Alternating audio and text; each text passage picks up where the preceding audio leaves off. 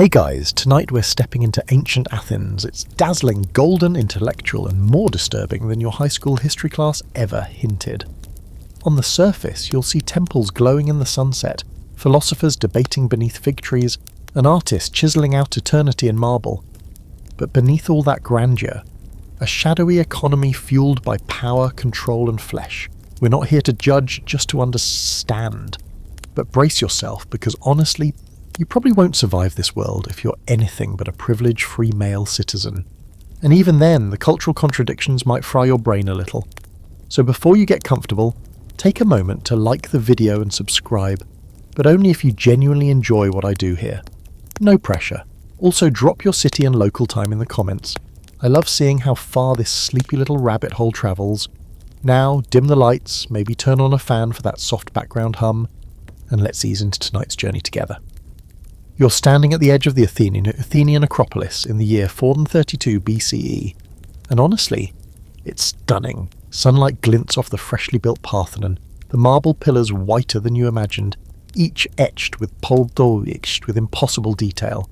The wind smells faintly of olives and hot dust, and everywhere people are in motion, some in crisp white chitons, others in grimy work robes, all funneling toward the agora.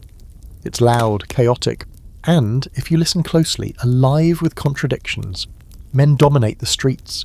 You see them arguing politics, trading amphorae of wine, exchanging gossip about generals and poets. Women? Nowhere.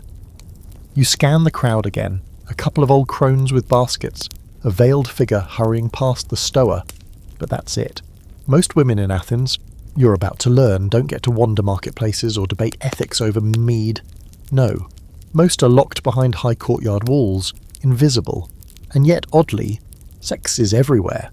Erotic pottery, crude graffiti, whispers in bathhouses, and paintings on symposium walls. It's as if Athenian men are obsessed with what they're pretending to control. You pass by a vendor selling clay figurines. One of them is a reclining woman, legs suggestively open, a smirk carved into her tiny face. This isn't modern irony. It's their art, their humour, their worldview. But here's the wild thing, prostitution in Athens isn't illegal. It's not even shameful, so long as you're the buyer. It's baked into the social system, a pressure valve for a city that restricts female autonomy to absurd degrees. The state doesn't just tolerate prostitution, it profits from it, regulates it, and categorizes it like a bureaucratic fever dream. There are layers to this, like an onion, or more accurately, like a parfait laced with wine, blood, and hierarchy. You walk past a bronze plaque near the Dipylon Gate, where some faded official decree outlines the city's proper uses for brothels. The wording is stiff, euphemistic, and weirdly clinical. If you're a freeborn Athenian male, you're expected to indulge. This isn't some fringe behaviour. It's part of your citizenship benefits. Just don't fall in love with a working girl. That'll get you laughed out of the symposium and possibly disowned by your dad. As you turn down a narrow lane, something shifts. The stone under your sandals feels sticky. The shadows are longer here, the air denser. A group of men laugh raucously near a doorway, tossing coins to a doorman with a lion tattoo on his shoulder. Inside, flickering oil lamps reveal flashes of exposed skin, the clink of wine cups, and painted eyes watching from behind gauzy curtains. You've found your first brothel, but don't expect some salacious luxury. Most of these joints are cheap, rough, and mechanical. The women here are pornai, slaves. The name comes from pernomi, to sell. They're sold, rented, taxed, no agency, no pretense. They're packed into small rooms, often with dirt floors and reused bedding. They might service a dozen men a night. And the state? Oh, it's taking its cut. Solon, the same lawmaker who helped invent democracy, also helped legalize state-run brothels, making sure the city got a steady revenue stream, one coin at a time. Still, not all prostitutes are trapped in filth and anonymity. Some live in villas, dine with philosophers, and spar verbally with generals. These are the hetairai, companions, educated, witty, fluent in music and philosophy. They often wield more influence than respectable wives ever could. A hetairai might attend the exclusive male-only symposiums, reclining beside the same men who write laws and command armies. But that status is a tightrope walk. One scandal, one powerful enemy, and she could fall straight into oblivion. Her freedom is conditional, her fame disposable. You'll learn more about those women soon. For now, you follow the laughter of a passing drunk merchant. He staggers past a marble stele that marks a small temple. Beside it, carved into the stone, is a curious figure. Aphroditi, goddess of love, and also, weirdly, goddess of prostitutes. It's an ancient combo platter, sacred love and transactional sex wrapped in myth and ritual. The lines blur constantly in this city. Now, here's something fun. While some brothels were hidden, many were just there, public, obvious. You could walk past a wine shop and boom, there's a brothel upstairs or downstairs, or in the alley out back. Ancient Athenians even built a street nicknamed the Keramakos Meat Market, where the girls would advertise from windows or stand near doorways, sometimes painted or tattooed to mark their status.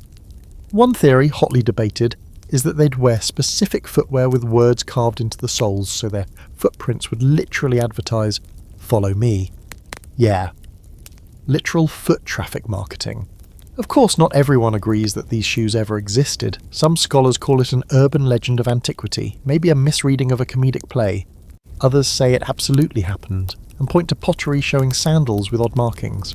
Honestly, you kind of hope it's true because ancient Greece already feels like a fever dream, and footprint advertising prostitutes somehow makes it weirder and more logical all at once. As twilight sinks over Athens, the buildings glow orange and pink, shadows creeping across the agora. Somewhere a flute begins to play. A group of young men pass you, laughing loudly, already buzzed on cheap wine. They're headed to a house just beyond the Nix Hill, one with red-painted doors and incense curling out the windows. You feel a strange chill. You're beginning to see how deeply embedded sex work is in every layer of this society.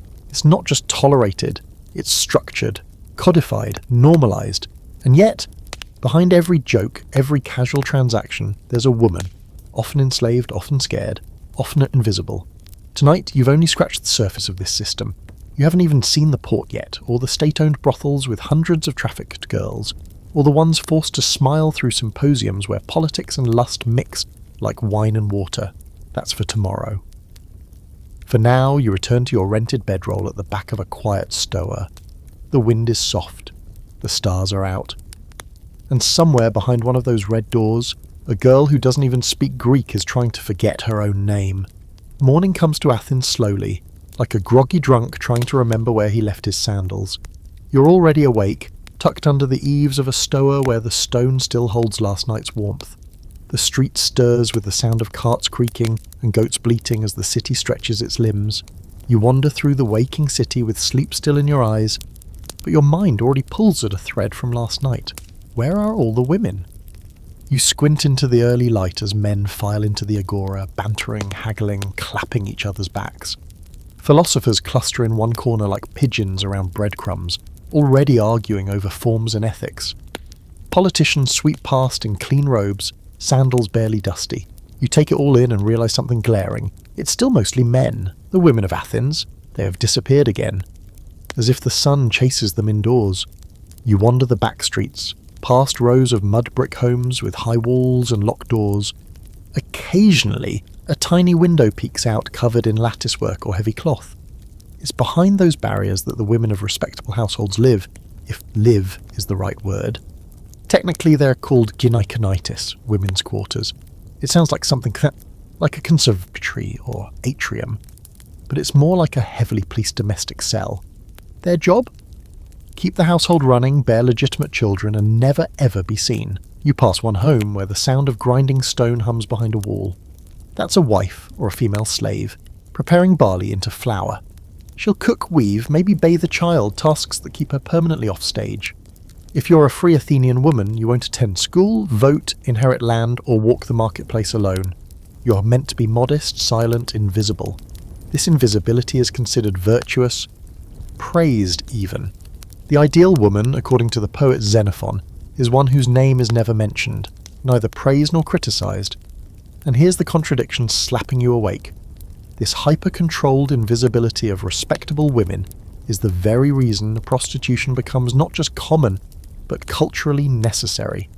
Athenian men want companionship, conversation, and, well, everything else. They're not allowed to ask of their wives.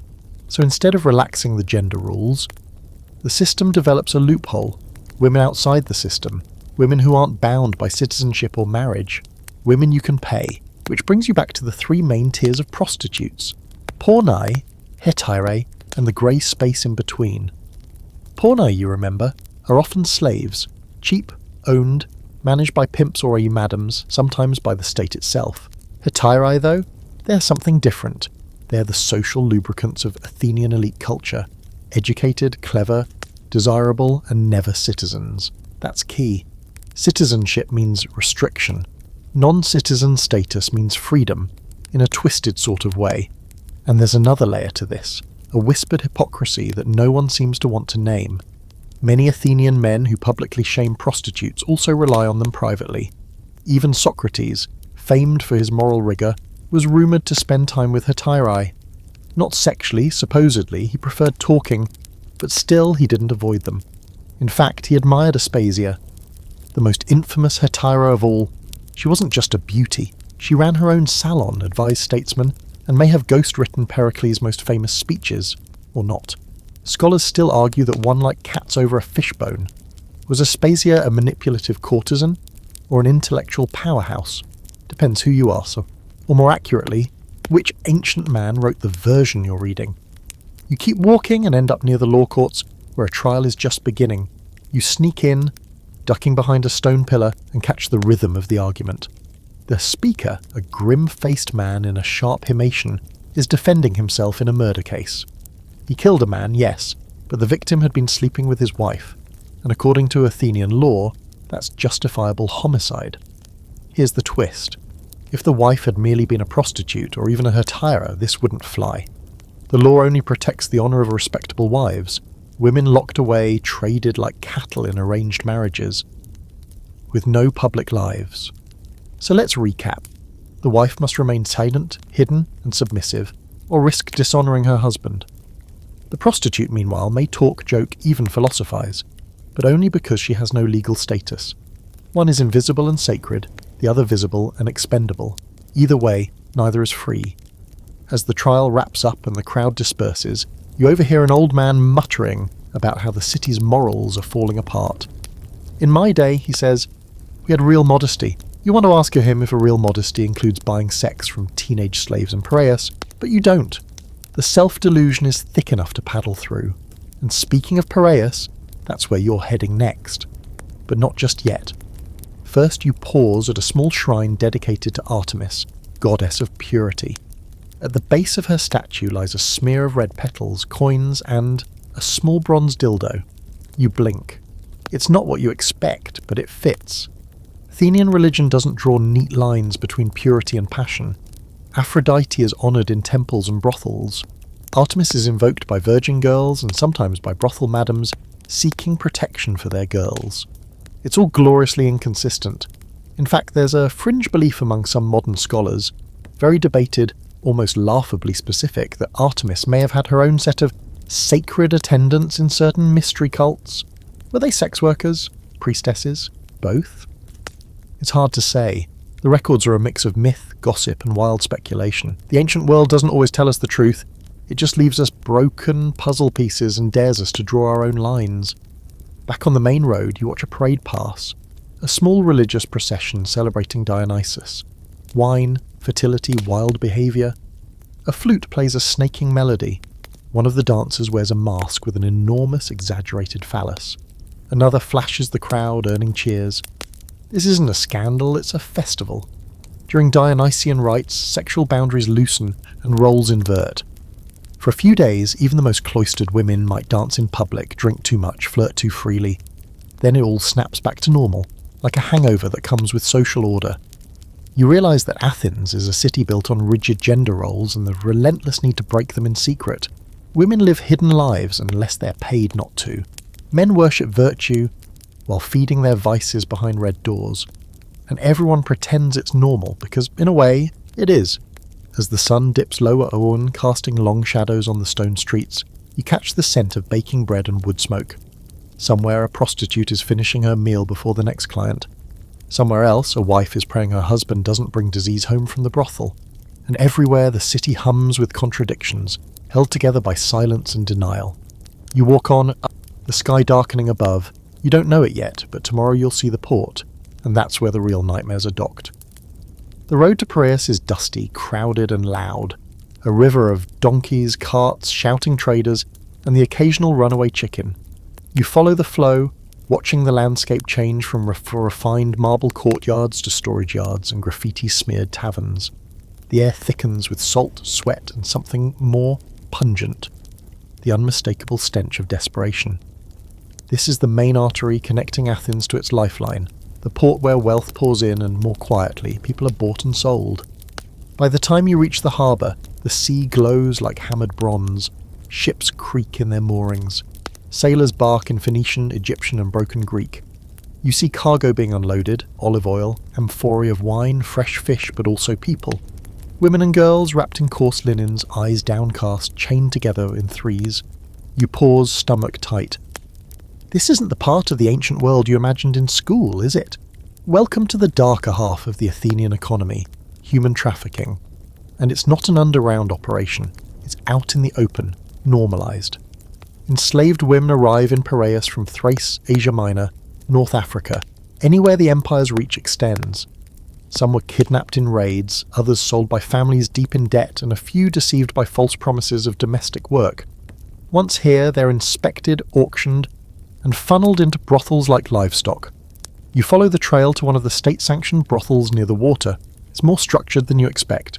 There's a ledger by the entrance, a wax tablet listing rates, services, and inventory. A man in a short chiton, a state employee, keeps track of each transaction with bureaucratic precision. 5 obols for this girl, 3 for that one. Some are listed as new, others as trained. A few are already marked as sick or retired. It's chilling. This isn't just tolerated, it's regulated. The state gets a cut of every visit. Here's where things get weird. Some historians believe the city's famous politician and reformer, Solon, the father of democracy guy, was the one who institutionalized these brothels to protect society from illicit urges. According to one ancient source, he even established a tax specifically for prostitutes. Think about that, a lawmaker creating a legal framework for sex slavery in the name of civic stability. It's the ancient version of saying, hey, at least it's organised.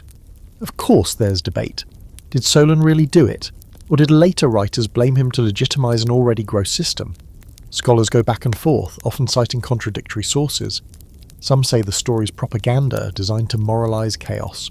Others insist it's accurate, down to the location of the original brothel near the marketplace. Honestly, it could be both. Athens loved a myth that made its vices sound noble. Inside the brothel, everything's practical and grim. The rooms are small, cramped, hot. There's no privacy, no luxury.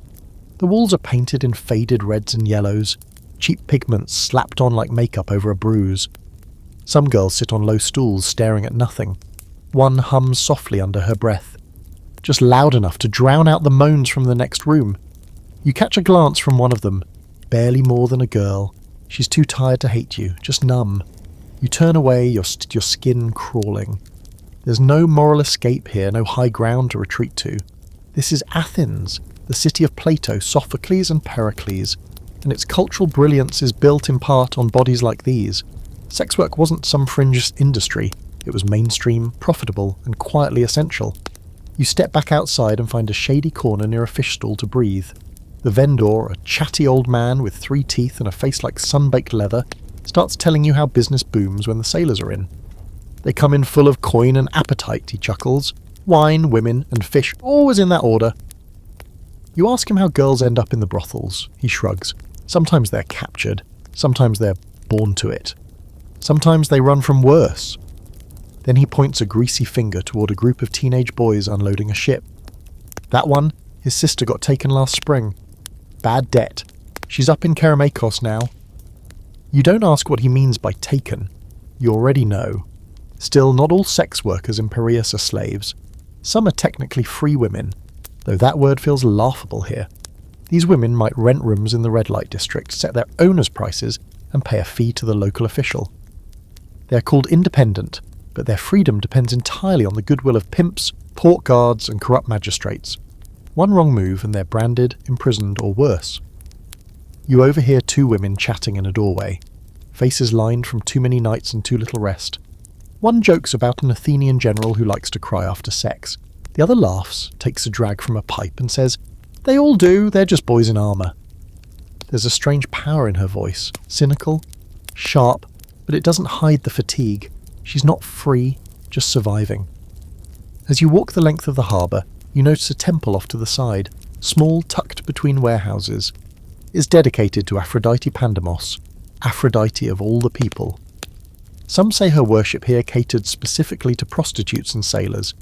Inside, incense clings to the walls. Offerings sit in little bowls, wine, olives, carved phalluses. A strange kind of sanctuary. But one thing's clear. Even in religion, prostitutes had a place, just never an equal one. And here's a quirky fact for you. Some brothels in pre-years reportedly had automatic doors. That's right, ancient automation powered by counterweights and pulleys to swing open the door when a client arrived. Makes sense, really. Why waste a worker on door duty when you can redirect her energy elsewhere? It sounds clever, until you realise it's probably another way to dehumanise the people inside, replacing even their greetings with machinery. By nightfall, the port becomes a different creature. Drunken songs echo between buildings, the water reflects flickering torchlighted, like the eyes of something watching. More ships dock, more girls disappear. You sit near the quay, feet dangling over the edge, and watch a cargo ship unload what looks like, no it is, people. Young, frightened, shackled. There's no outcry, no protest. This is routine, and yet within this nightmarish world there are still moments of resilience. You see a girl slip a coin into the hand of another, whisper something, and they both laugh, quiet and tired, but real. A sailor offers his coat to one of them in the cold. An older prostitute shields a younger one from a violent client. These moments won't undo the system, but they carve out slivers of humanity in a place that tries so hard to strip it away. You lie back on a crate near the shore, eyes tracing the stars. Athens glitters behind you like a city of gold. But now you know how much of that shine is stolen. From Piraeus, the truth looks clearer. The empire of ideas is also an empire of bodies. And for every statue standing tall on the Acropolis, there's a girl curled up in a windowless room, counting coins she'll never get to keep. You wake up to the clatter of fishmongers and the smell of salt-crusted seaweed stuck to your tunic. The dock is already crawling with people. Sailors hoist barrels, merchants bellow prices. A donkey somewhere refuses to cooperate. You rub your eyes, roll your shoulders, and remind yourself. You slept next to a brothel that doubles as a prison. Time to go deeper. You follow a side street branching off the main port, narrower, darker, and lined with buildings that look like they were never meant to be anything but temporary. This part of Piraeus isn't on any tourist vase painting. The walls here are crumbling, the alleys smell like wine, urine, and spoiled fish. But you're not here for the views. You're here for the stories buried beneath the filth. A crowd gathers outside a crumbling doorway painted with chipped red symbols. There's no sign, but you don't need one. This is a state-run brothel, cheap and fast, designed for the lower rungs of society. Dock workers, mercenaries, sailors with a day's pay and nowhere to spend it. The doorman barely glances at the line, just grunts, takes coins and waves people through like it's a meat market. Which in a way it is. Inside it's dim, humid, and strangely quiet. The silence of exhaustion. A hallway leads to a row of tiny chambers, each separated by thin wooden walls, more like animal stalls than rooms. You peek into one and immediately wish you hadn't. The floor is sticky, the bedding is straw barely clean. On one wall, someone's scratched tally marks. Days? Clients? Who knows? You step aside as a girl is led out by a short, rotund man with gold rings and no visible neck. The girl looks no older than 14. Her eyes are red, not from crying, those tears dried up a long time ago, but from smoke, fatigue, and the slow erosion of identity. She doesn't look at anyone, not even you. She's led like furniture being returned to storage.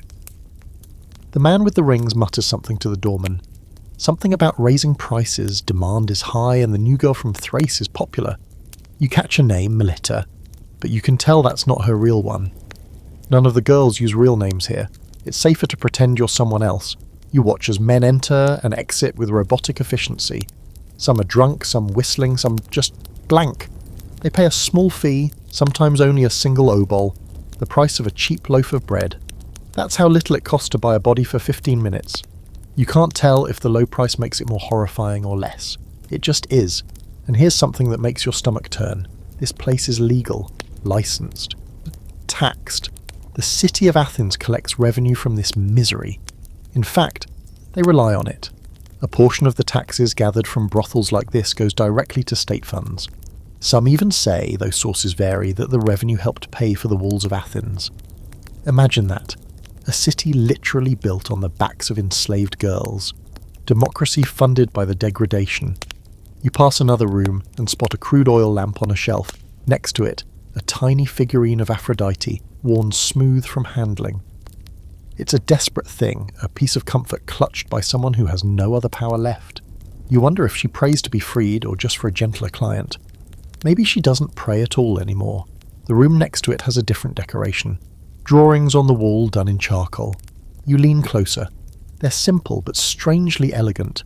A tree, a dog, a child. Someone's memory scratched into a wall that absorbs every nightmare. There's an entire life inside these lines, one you'll never fully understand, and that's what hits you. The scale of it. For every famous name you've read in history, there were thousands of women like this. Unnamed, unrecorded, unchosen. You step outside for air, your head spinning. The heat is oppressive. The street smells like fish guts and despair. A group of men stagger past, laughing and slapping each other's backs. One of them holds a tiny bronze token in his hand, a pornobellos, used as proof of payment at certain brothels. Like a poker chip, only instead of winning, you've bought access to someone who can't say no. You follow them toward another brothel, this one even rougher. No doorman, just a curtain and a hand-painted sign showing a reclining figure and a few numbers. This place is off the books. Unlicensed, unmanaged, and dangerous. Here the rules get murky. Violence is common. If a girl gets injured, sick or dies, well, there's always another shipment arriving next week. And yet, in the middle of this squalor, you spot a moment that stops you cold. A girl, barely a woman, sits outside braiding another's hair. They laugh. It's a soft sound, oddly out of place, like a flute note in a storm. They're still human, still finding pieces of themselves to share. Maybe it's a way to stay sane. Maybe it's rebellion, quiet but stubborn. As you walk past, one of the girls glances up. Not with fear, with boredom, like she's seen you 1,000 times in 1,000 forms. You feel small under that gaze, like a child who wandered somewhere he wasn't supposed to be. And maybe you weren't. Now here's a quirky little fringe fact. The ancient Greek comic poet Philemon once joked that brothels should qualify as public spaces, like theatres and baths. It's meant as satire, of course, but it reflects something deeper. In Athens, brothels were public. Not hidden, not whispered about. They were part of the architecture of daily life, like bakeries, but with screams instead of bread. Of course, not everyone accepted this status quo. There were critics, quiet ones. Some philosophers questioned the morality. A few speeches survive where orators condemn the abuse of enslaved women. But these voices were rare and often ignored. The machine kept turning. As the sun begins to set, casting golden light across the harbour, you find a quiet bench between two cypress trees. From here you can see the full arc of Piraeus, the ships, the brothels, the temples, the people. Is a city within a city, hidden behind trade and noise, and at its heart is a chilling truth. In ancient Athens, sex was commerce, and commerce was power. The girls, they were just fuel. You lean back, eyes on the horizon, feeling the weight of a history that no one wanted to tell you.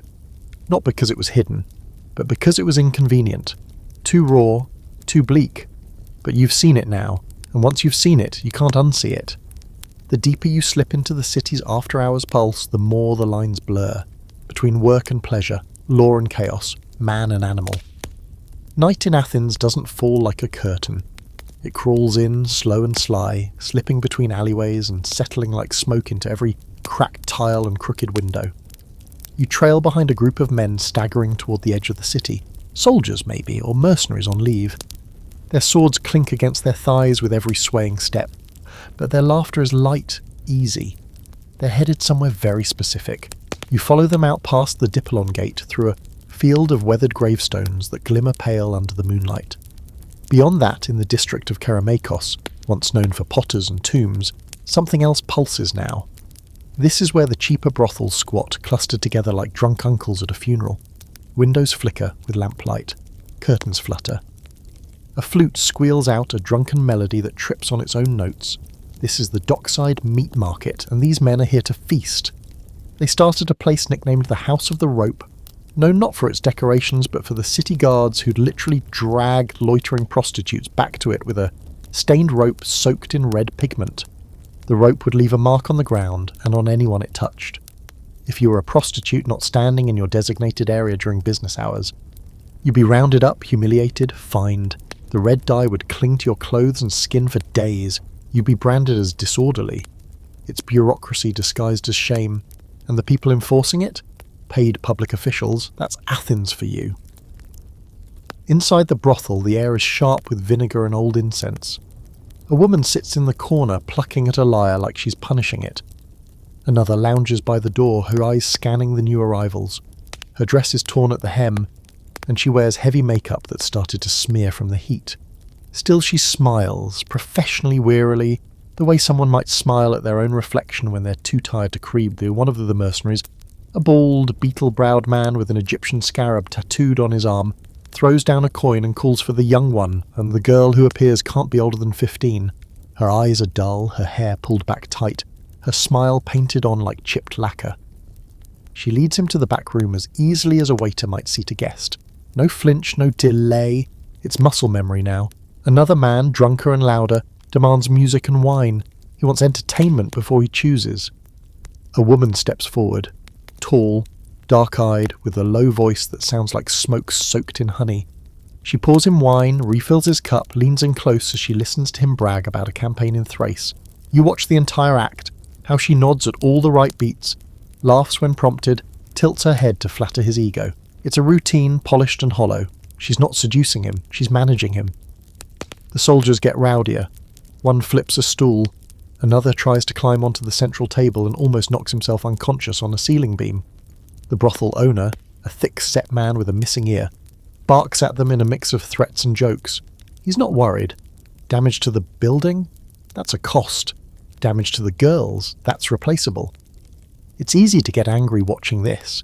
Easy to want someone to step in to say, this isn't right. But there are no heroes here. This isn't a story with rescues. In ancient Athens, this behaviour isn't exceptional. It's normal, expected. When men are drunk and frustrated, they go where they can be in control. And the brothels? They're the only place in the entire city where they feel like gods. And here's something bitter to chew on. Many of these girls weren't born into slavery. Some were sold later by families who couldn't afford another mouth. Others were captured in war or raided from villages.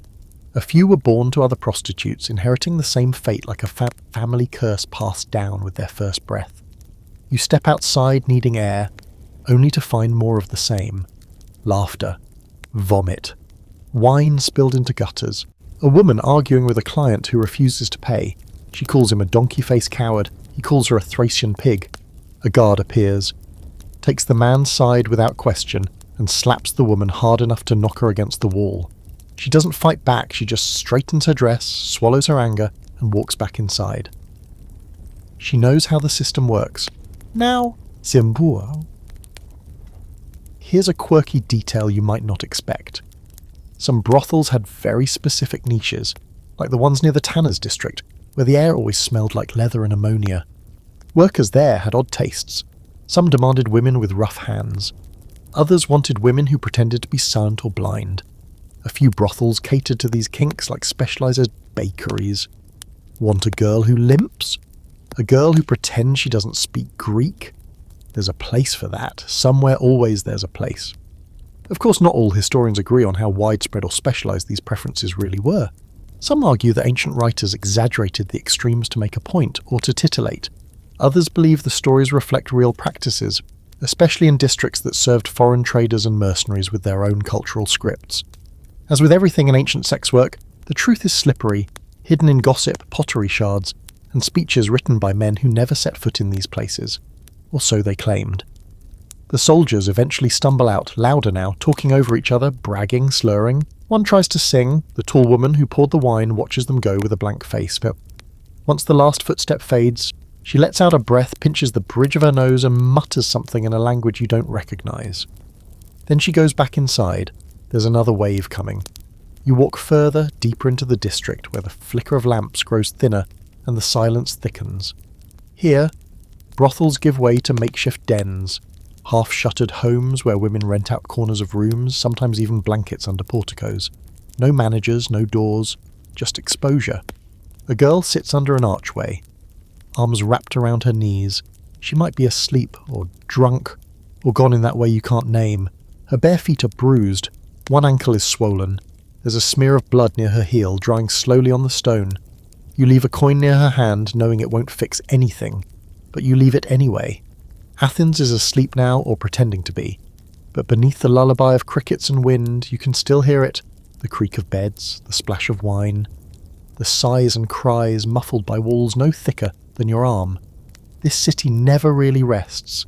It just hides its hunger behind tradition and rituals. The soldiers, they'll be back tomorrow.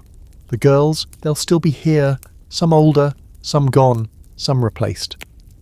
You pull your cloak tight and find a quiet doorway to rest. Tomorrow, maybe, you'll see what life is like for the women who walk a finer line, who trade not just their bodies, but their wit, their charm, their minds, the hetairai. The so-called lucky ones. But tonight, you lie in a city that has never learned how to love without ownership. You wake to the sound of a lyre being tuned and the smell of roasted figs drifting down from a villa window. The air is cooler up here, in the wealthy districts of Athens, where the streets are paved smoother, the sandals are newer, and the men don't shout so much as they project, with the deep, careful confidence of people who assume they'll be listened to. It's a different world from the brothels of Kerameikos or the fish-slick alleyways of Piraeus. Here, things are quieter, subtler, but don't get too comfortable. The deals made in this part of the city are just as transactional, only dressed in silk and wine. You've come to see the hetairai, not prostitutes, at least not in the way the pornai are. These are courtesans, companion women, educated, alluring, and socially slippery. They exist in a space just outside the rigid framework of Athenian womanhood, not wives, not slaves, something in between. And that's where their power lives, in ambiguity. You're escorted, yes, escorted into a garden behind a villa near the Acropolis, where a gathering is already beginning. This isn't just any party, it's a symposium. And unless you're male, freeborn and connected, you don't get in. But tonight, you're slipping in with the help of a name you dropped, one you overheard near the port. The owner of the house is already deep into his second cup of wine, lounging on embroidered cushions, talking politics with two generals and a man who claims to have studied under Socrates. No one questions your presence. They assume you belong, or more accurately, they assume you're useful. The hetairai are already here, moving among the men like moonlight on water. Not loud, not overly dressed, just poised. One of them is playing the lyre with a rhythm so smooth you almost forget there's no drum. Another pours wine, eyes locked with a man across the room, her smile just crooked enough to be intriguing. They're not just serving, they're navigating, steering the mood, adjusting the currents. One wrong note, one bad joke, and the whole evening might tilt. You meet one called Thalia. Her voice is low and confident, her dress dyed in rich blues. Her hair pulled back with silver pins shaped like dolphins. She doesn't flirt, not in the traditional sense. She engages, asks where you're from, what you think of Euripides' latest tragedy, whether you believe beauty is a matter of symmetry or proportion. You stammer something half clever, and she nods, not because you're right, but because you're trying. That's her art. She makes you feel intelligent while silently assessing your value. You notice she doesn't touch anyone, not like the pornai, who are expected to be all hands and compliance. Thalia maintains space, uses her voice and gaze as tools, not her body. She's selling access to conversation, mystery, possibility. And if that eventually leads to sex, it's on her terms, or at least it feels that way. The illusion of autonomy is her sharpest blade. It's easy to romanticize the hetairai. Ancient sources often do. They describe them as muses, seductress, thinkers, even philosophers. Some are said to have influenced laws or shaped military campaigns, whispered ideas into the ears of history makers. And in some cases, maybe they did. Aspasia, the most famous hetairai of them all, lived openly with Pericles, Athens' golden boy. She hosted salons, debated rhetoric, and possibly even taught Socrates. She was mocked, loved, feared, and definitely talked about. Constantly. But here's the catch. She was never a citizen. She could never marry Pericles legally, never own land, never vote. Her status, like all hetairai, was performative freedom. She could attend symposiums and challenge ideas, but she did so while walking a tightrope over a pit of public ridicule and political backlash. One wrong move, and she could fall straight into infamy. Or worse, obscurity. Thalia tells you that she speaks 3 languages, writes poetry, and has memorized large parts of Homer. She also tells you, casually, like it doesn't sting anymore, that her mother was sold into slavery when Thalia was a baby, and she was raised in the household of a merchant who trained her in music, dance, and politics. A form of grooming dressed up as education. She was never truly free, not then, not now. A poet across the room drunkenly calls for a toast to Aphroditi. For without her, he slurs, none of us would be here, or happy. Everyone laughs. Thalia raises her cup politely, but doesn't drink.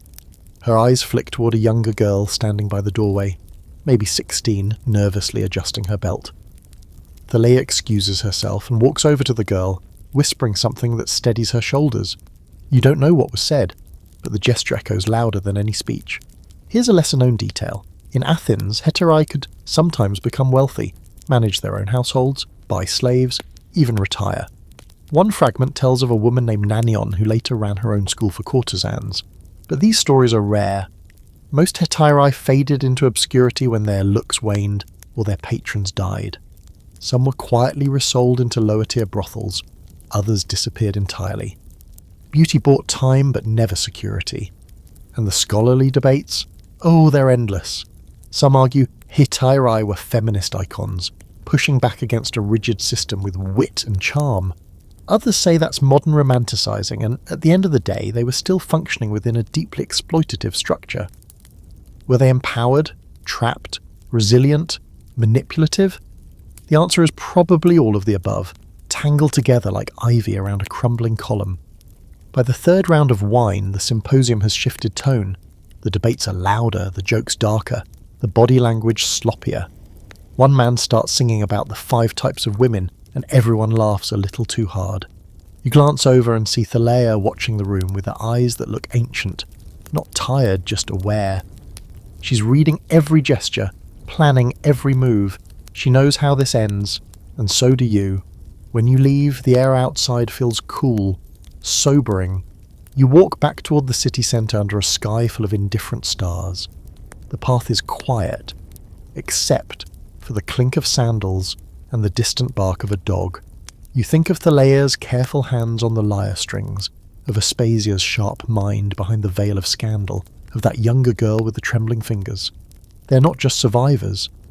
They're storytellers, ghosts, chess masters on a rigged board.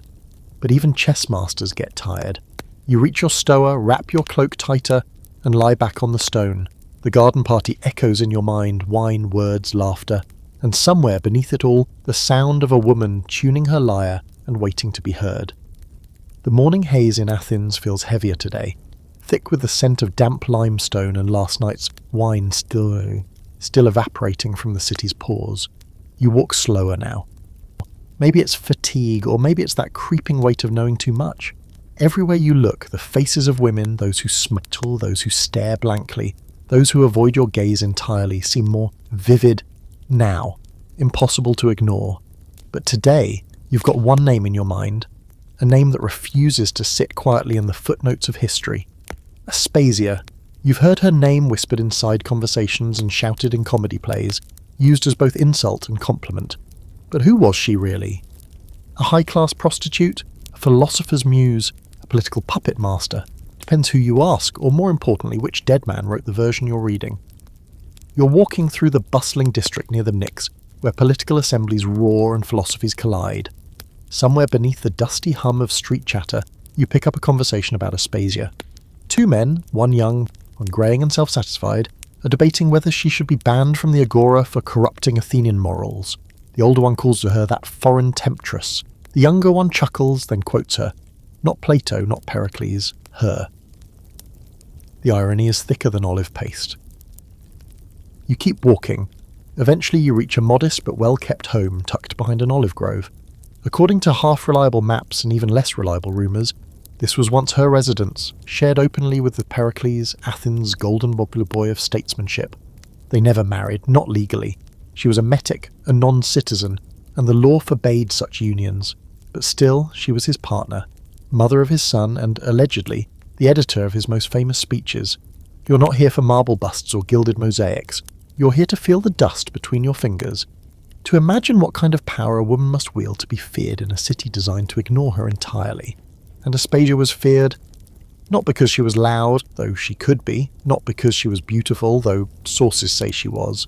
She was feared because she was intelligent, persuasive, and impossible to control, a philosopher in her own right. Socrates himself reportedly admired her, even claimed to have learned from her. One surviving anecdote has her correcting the logic of the most famous men in Athens while calmly arranging her robes. Still, Athens didn't honour her. They mocked her. The comic playwright Aristophanes turned her into a punchline more than once, accusing her of causing the Peloponnesian War by starting a dispute with Megara, allegedly over some prostitutes. Think about that. A woman blamed for sparking a massive war, not because she wielded an army, but because she was seen as wielding a man. And not just any man. Pericles himself. You sit for a moment beneath a fig tree that might be older than any building here, chewing on dried olives from a vendor's stall. You picture her here, brushing dust from her sandals, arguing about the soul with Socrates, drafting speeches that would echo through history while simultaneously being erased from it. A walking paradox, revered and reviled, visible and invisible, woman and force of nature. And here's the hard truth, no writings of hers survive. Not one. All we know of Aspasia comes from the words of men, some who hated her, some who loved her, all of whom tried to define her on their terms. She's remembered not as herself, but as a reflection of others. It's like trying to reconstruct a person from shadows on the wall. Still, the shadow is sharp. She hosted salons where philosophy and politics mixed in with art and flirtation. Men came to debate, to learn, to brag. She presided over these meetings like a conductor. She wasn't there to serve drinks. She was the mind that shaped the mood, steered conversations, challenged egos. Unlike most women in Athens, she was seen, heard, feared. You pass a pair of young women near a public fountain. One mentions Aspasia's name in a hushed tone. The other scoffs. But she thought she was a man, she says, trying to sound dismissive. But there's a twinge of admiration buried in the contempt. You wonder how many girls like them grow up seeing only two options. Fade into a marriage you didn't choose, or gamble your entire life on charm and intellect, hoping to become the next Aspasia. Spoiler, almost none succeed. Here's a quirky historical nugget. There's a story, disputed of course, that after Pericles' death, Aspasia became involved with another prominent man, Lysicles, and helped him rise politically too. This has led some to speculate that she was essentially Athens' first unofficial campaign advisor.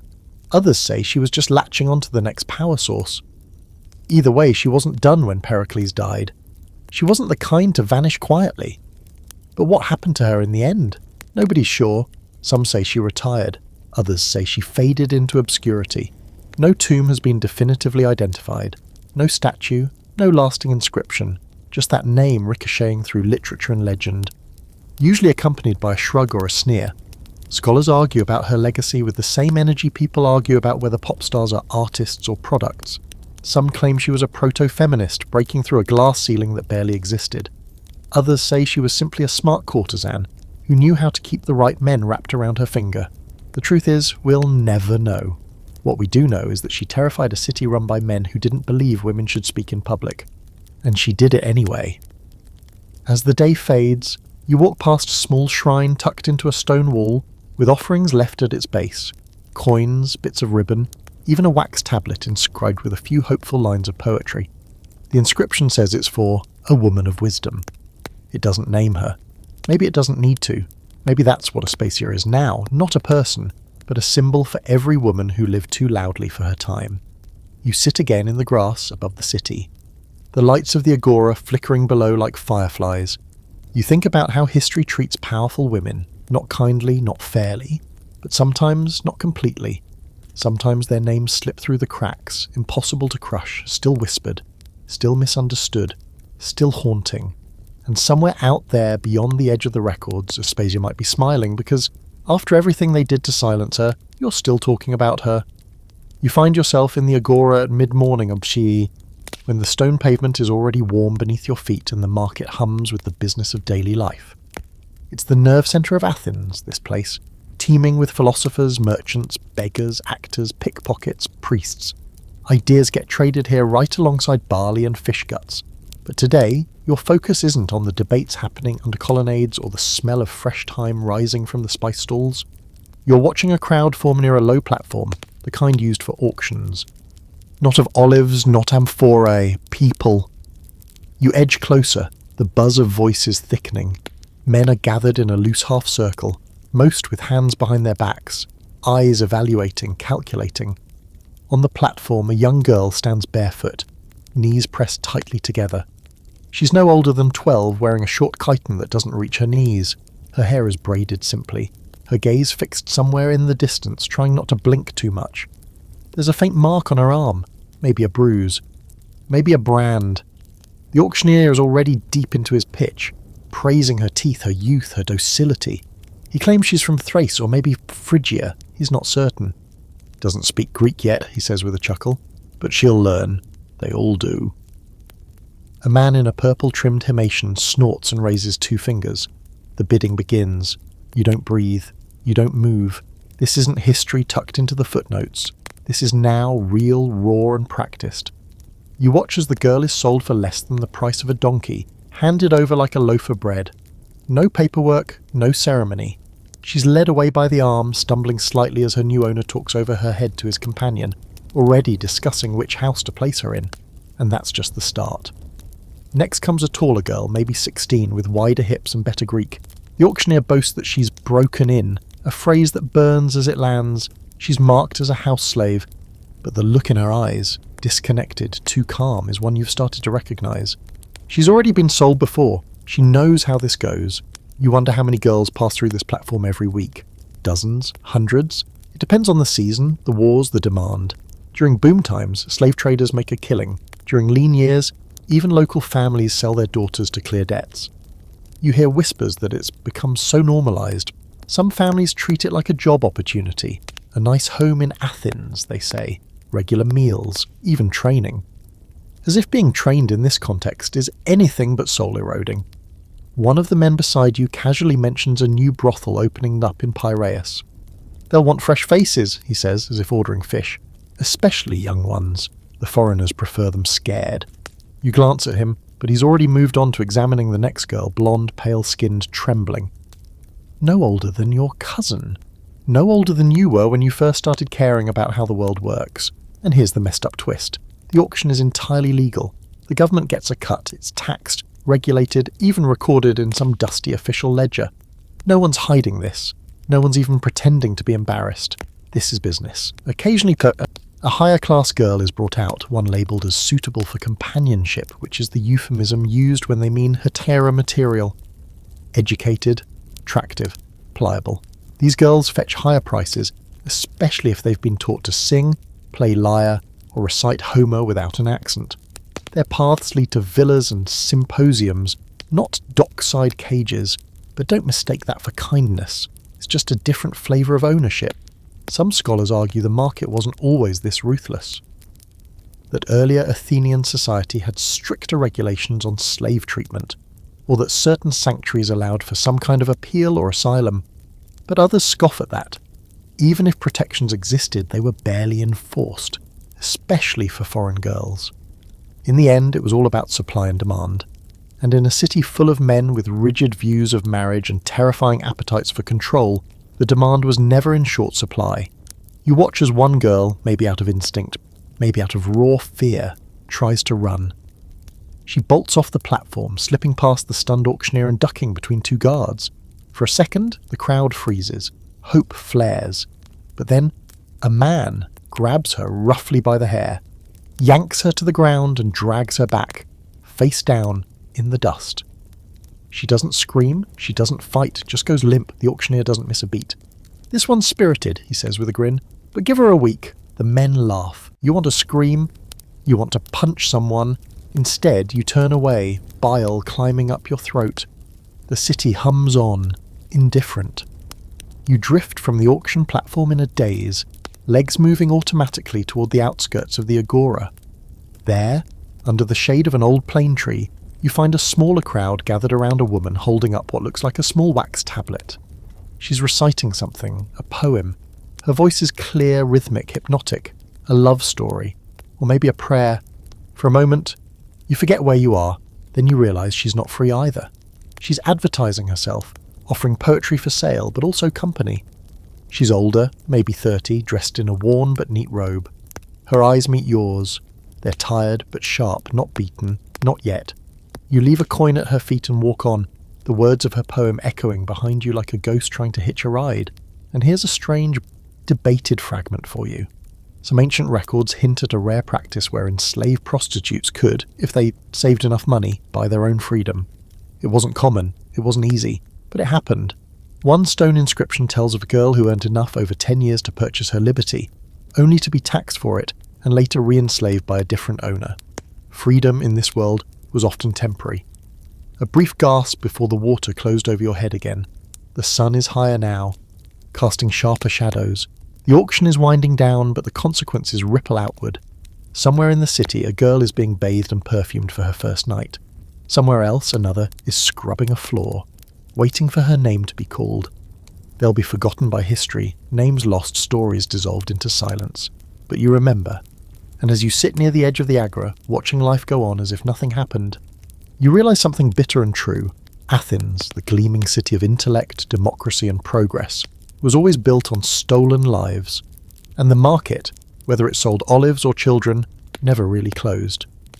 You're moving slowly now, as if the weight of everything you've seen is starting to settle in your bones.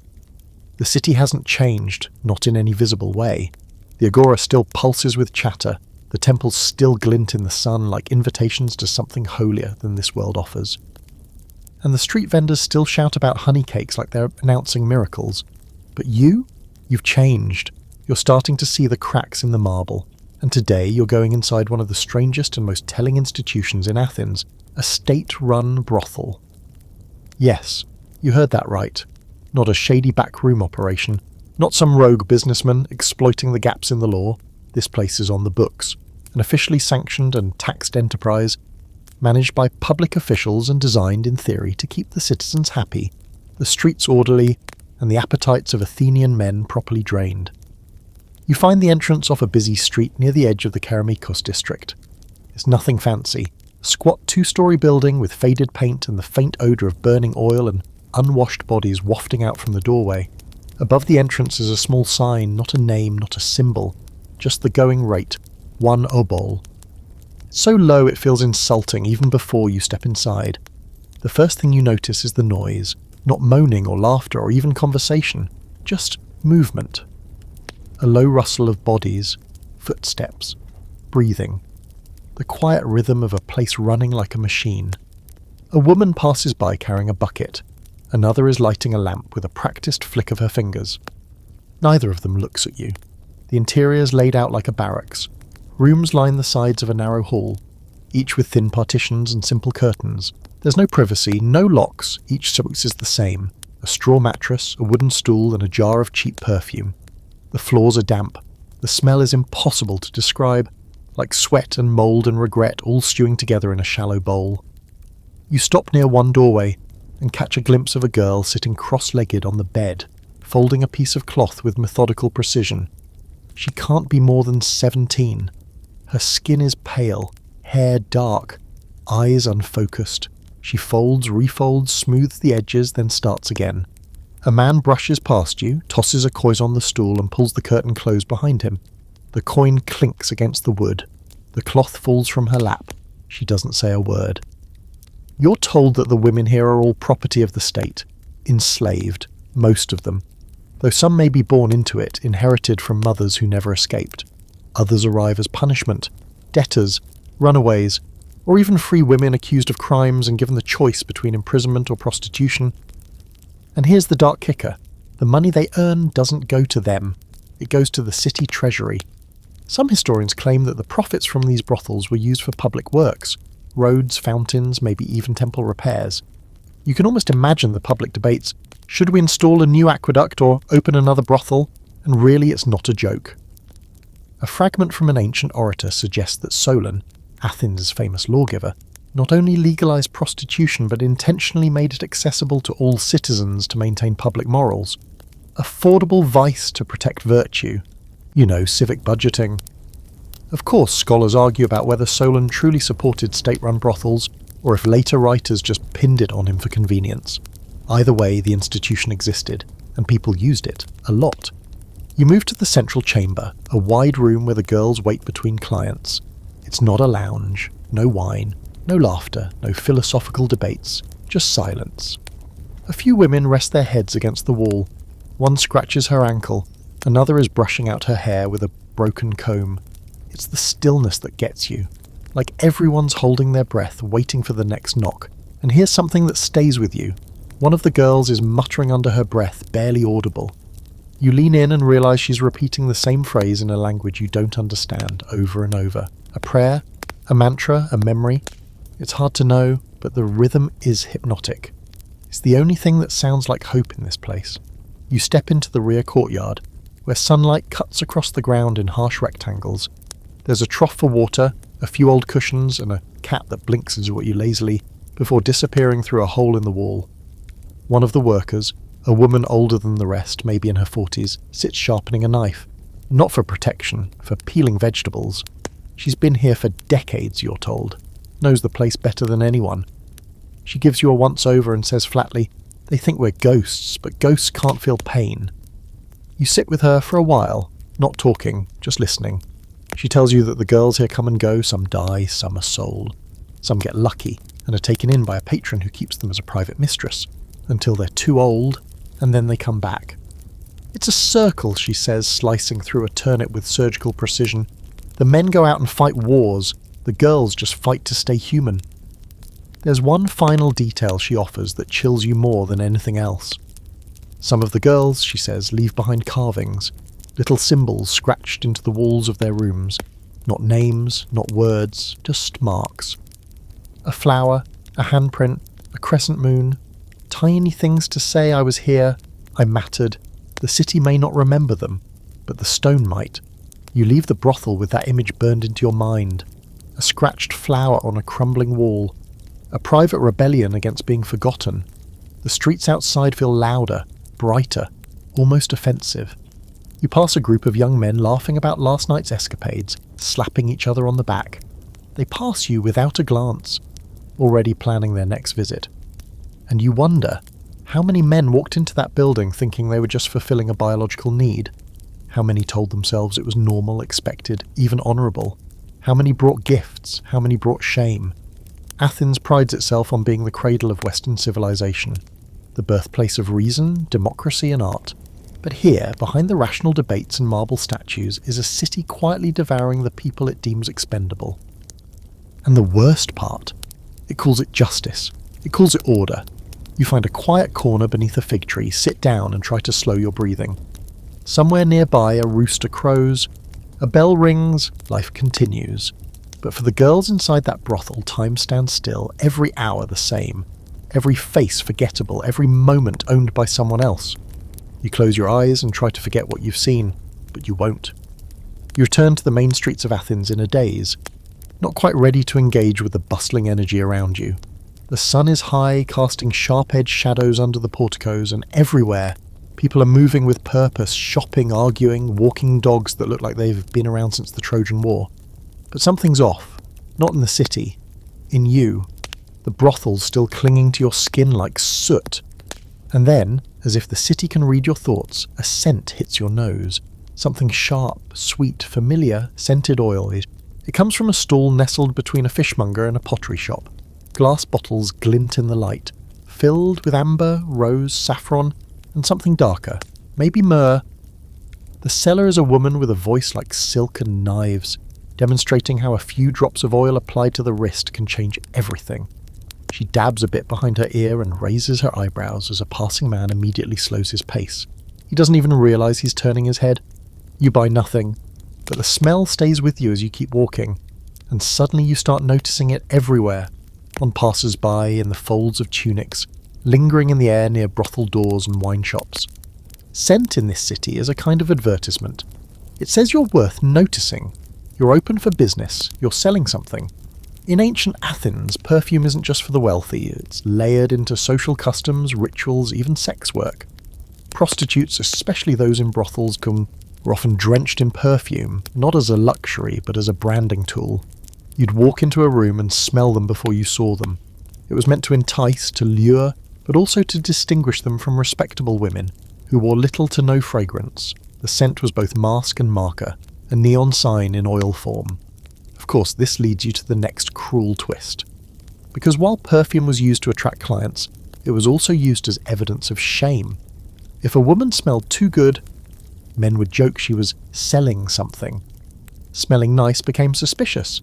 If a woman wore too much perfume in public, she might be fined, or worse, accused of prostitution, even if she wasn't one. There was no winning. You turned down a street filled with bathhouses and paused to watch a group of women leaving one. They're laughing, towels slung over their shoulders, hair pinned up. It's the first real joy you've seen in days. But then a man standing nearby mutters something under his breath. A word you don't quite catch, but the tone is unmistakable. Judging, dismissing, reducing, and just like that, the joy feels endangered again. You head toward the altar of Aphroditi, a small shrine tucked between two streets, its stone steps worn down from generations of soft-footed pilgrims. There's a line of offerings, flowers, ribbons, little clay votives shaped like body parts. Breasts mostly, hips, a few phalluses too, because subtlety was never Aphrodite's style. The whole place smells like incense, smoke and, you guessed it, scented oil. The priestess on duty watches you quietly. She's older than you expected, with sharp eyes and sun-worn skin. Her robe is clean but simple. You drop a coin into the offering dish and ask her, hesitantly, if many prostitutes come here. She doesn't flinch. Aphrodite accepts all who honour her, she says. The city may reject them, but the goddess does not. It's a comfort, sort of. But then she adds something that sits in your chest like a cold stone. Of course, she says. Aphrodite also punishes those who abuse beauty. Some men forget that. You want to believe her, but it's hard after everything you've seen. There's a story, one of those ancient half-truths wrapped in myth, that the city once passed a law requiring prostitutes to wear special clothing in public, distinctive sandals, bright robes, even bells around their ankles. Imagine that, being so determined to control someone's shame that you make it ring with every step. Some scholars say it's real, others say it's exaggerated satire from the comic playwrights. You don't know. Either way, it sounds exactly like something Athens would do. And while we're on the subject of shame, here's a law for you. If a man is caught sleeping with another man's wife, he can be killed without trial. If he's caught with a prostitute, it's just a fine, a shrug. In fact, some speeches from the courts actually justify patronising prostitutes as a civic good, preventing adultery, keeping women pure, maintaining social order. It's a weird brand of logic, like eating mouldy bread to avoid going hungry. You pass a wall covered in graffiti. Most of it's vulgar. Drawings of male anatomy, crude slogans, half-erased names, but one carving stops you. It's simple, just the word Euraleia inside a heart. Maybe it was carved by a client, maybe a lover. Maybe she carved it herself. A tiny permanent whisper in a city full of yelling. You're starting to see it now. The city doesn't just regulate the bodies of these women, it regulates their presence, their scent, their volume, their walk. Everything about them is designed to be visible and invisible at the same time, seen when needed, erased when inconvenient. You duck into a wine shop to rest your legs. The owner, a wiry man with olive-stained fingers, is chatting with a customer about the latest gossip. Apparently a prominent Athenian was caught sleeping with his slave and then tried to pass her off as a free woman to avoid scandal. The joke, they say, is that if she'd been a prostitute, no one would care. The city only panics when a woman breaks her designated box, and that brings you to the core contradiction of all this. Athens sees prostitution as essential but disgraceful, normal but disgusting, public but secret. Men are allowed to indulge, even expected to. But women are expected to carry the burden of their own exploitation like it's a civic duty. By the time you step back out onto the street, the sun has started to dip. The smell of dinner, roasted lamb, garlic, coriander, drifts out of open windows. Somewhere a flute plays, somewhere else someone is lighting a lamp in a room that smells like rose oil and dried tears. You walk on, the scent clinging to your tunic like a memory you didn't ask for. You think of the perfume at the auction, the smell in the state brothel, the incense at Aphrodite's shrine. All those layers of fragrance trying to cover up a truth that never really fades. Beauty in this city is currency, but it comes at a cost. And most of the women who pay it, they don't even get to keep the receipt. The road winds upward, away from the din of the agora and the sticky haze of perfume, leading you towards something quieter, older and stranger. You've heard whispers about Delphi, about priestesses and prophecy, gods and gold, and a kind of worship that doesn't quite fit into the polished narrative Athens likes to sell. So you follow the trail, past hills that roll like sleeping giants, past shepherds humming tuneless songs, past olive groves so still they feel painted. And then, rising out of the rock like a secret unfolding, there it is, the Temple of Apollo Delphi. It's beautiful. In that way only ancient things can be, half crumbling, half defiant, always whispering that it knows something you don't. You pass the treasuries of long-dead cities, each flaunting their wealth in stone offerings, and follow the sacred way to the temple steps. But your interest isn't just in Apollo. You're here for the women, specifically the Pythia, the oracle. She sits at the centre of the world, or so the myths claim, speaking for the gods, breathing in the sacred vapours that rise from a fissure in the earth. People travel for days, months even, to ask her questions. They bring gold, sheep, cakes, and most importantly, desperation. War generals, kings, farmers, they all want the same thing, certainty. And she gives it to them, wrapped in riddles, heavy with symbolism. But here's the thing they never taught you in school. The oracle is a woman, a real, living woman. And depending on the era, she might be old and celibate, or young and something else entirely. You walk into the temple, escorted by a priest who looks like he's aged in dog years. The air is cool, almost damp.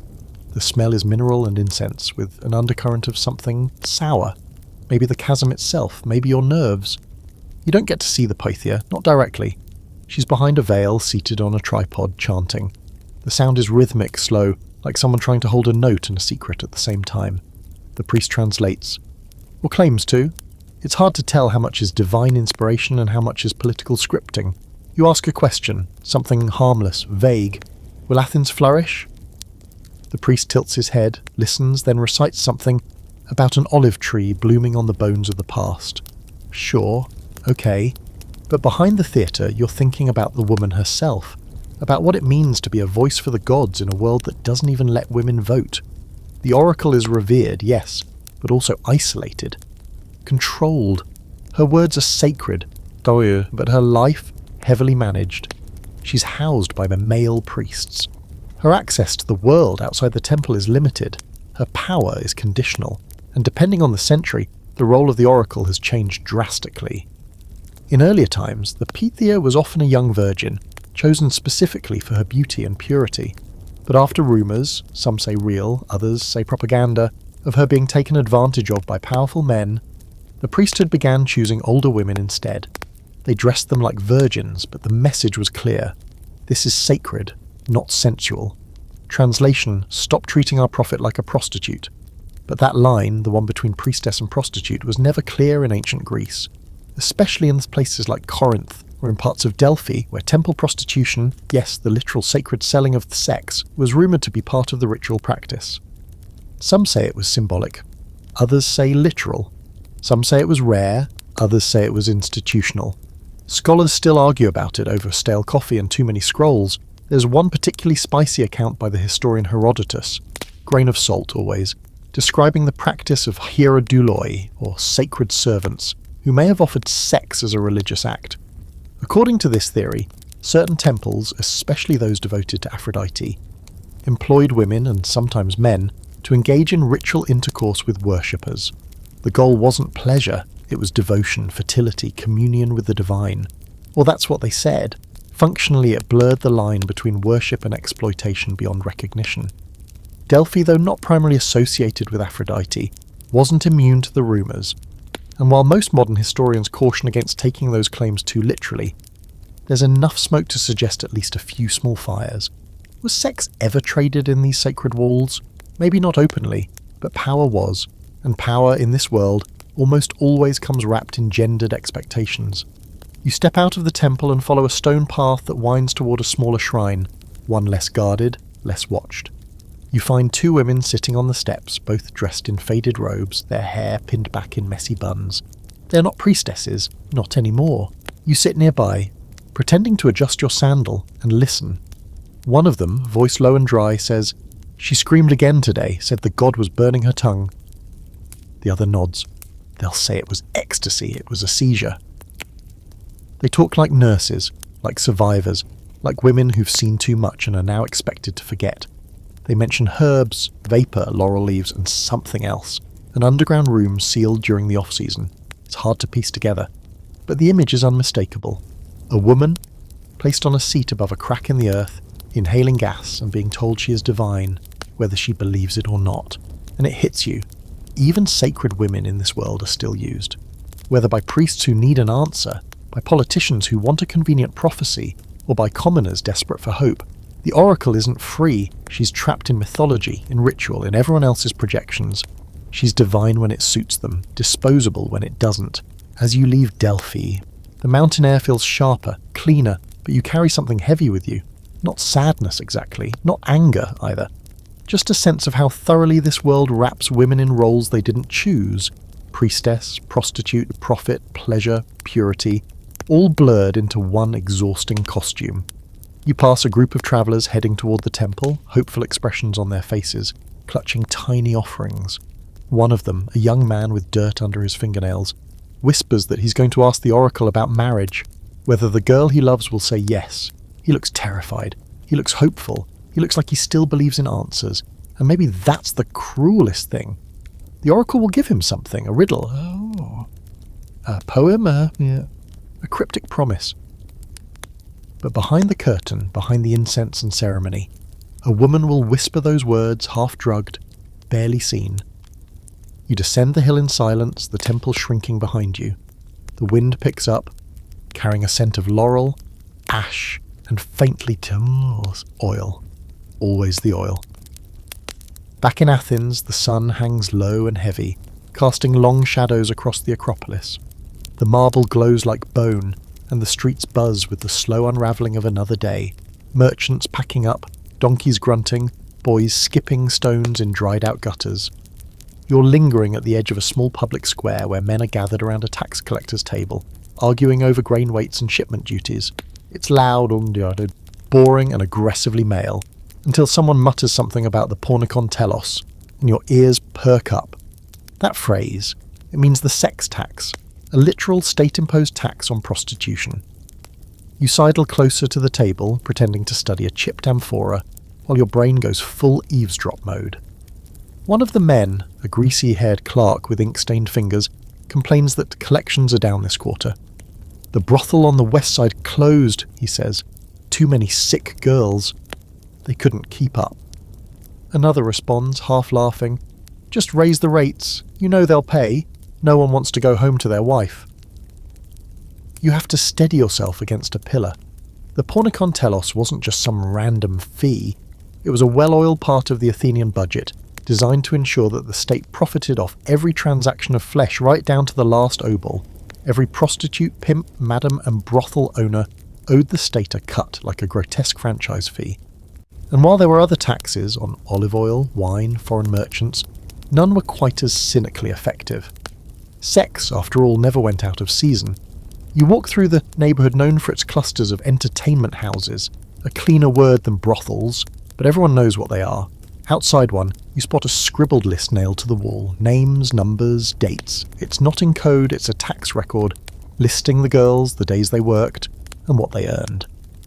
The numbers are brutal. Some names are crossed out, gone, sold, dead, who knows, and new ones added in crude handwriting. The math keeps moving. The girls, too. There's a sick genius to it.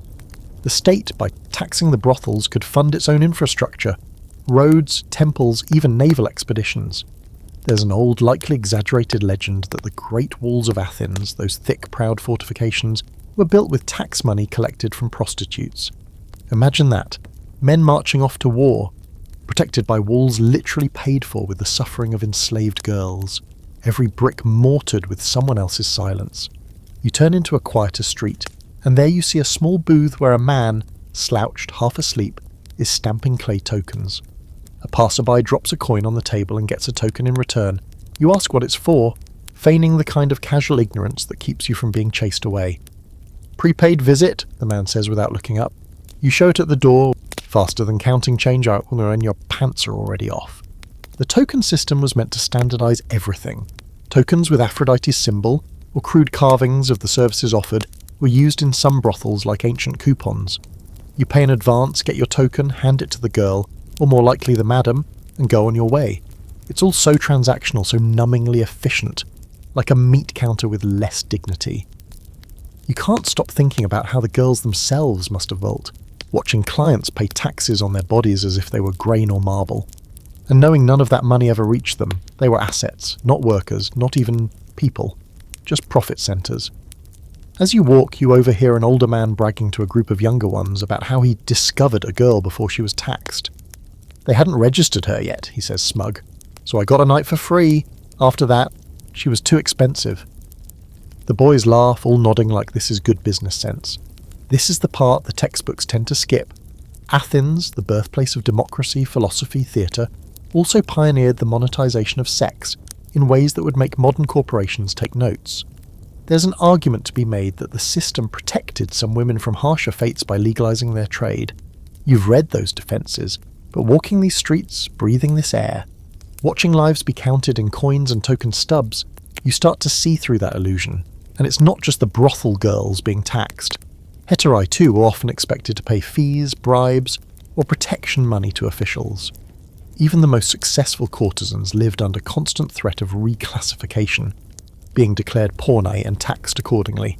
It was a power move wielded by enemies, jealous wives, or corrupt magistrates. Your status, your autonomy, your entire career could be undone with one accusation: the difference between elite entertainer and taxed prostitute. A few choice words spoken in the wrong room. You pass a small, well-maintained building that looks like a house. It's quiet, private, expensive. The kind of place where wealthier men would keep mistresses, courtesans they visited exclusively to avoid the shame of more public brothels. These arrangements were often unofficial marriages in everything but name. The girls lived in comfort, sometimes for years, but even here taxes were still collected, the state always got its share, even in pleasure the city demanded payment. And here's a quirky wrinkle. While the city taxed the prostitutes and their keepers, there was no formal tax on the clients. Men could visit brothels as often as they liked, spend as much or as little as they chose, and never pay a civic penalty beyond what they handed over for service. The burden of legality always landed on the women, because of course it did. A few oddball historians have debated whether this tax system might have offered a twisted form of legitimacy. Taxed meant acknowledged, they argue. And in some fringe cases, it even created a paper trail for women who later tried to buy their freedom. Evidence that they worked, that they earned, that they existed. But that's small comfort in a world that turned living bodies into revenue streams. As the sun dips lower, turning the white city gold, you make your way toward the hill above the agora where the wind finally cuts through the heat.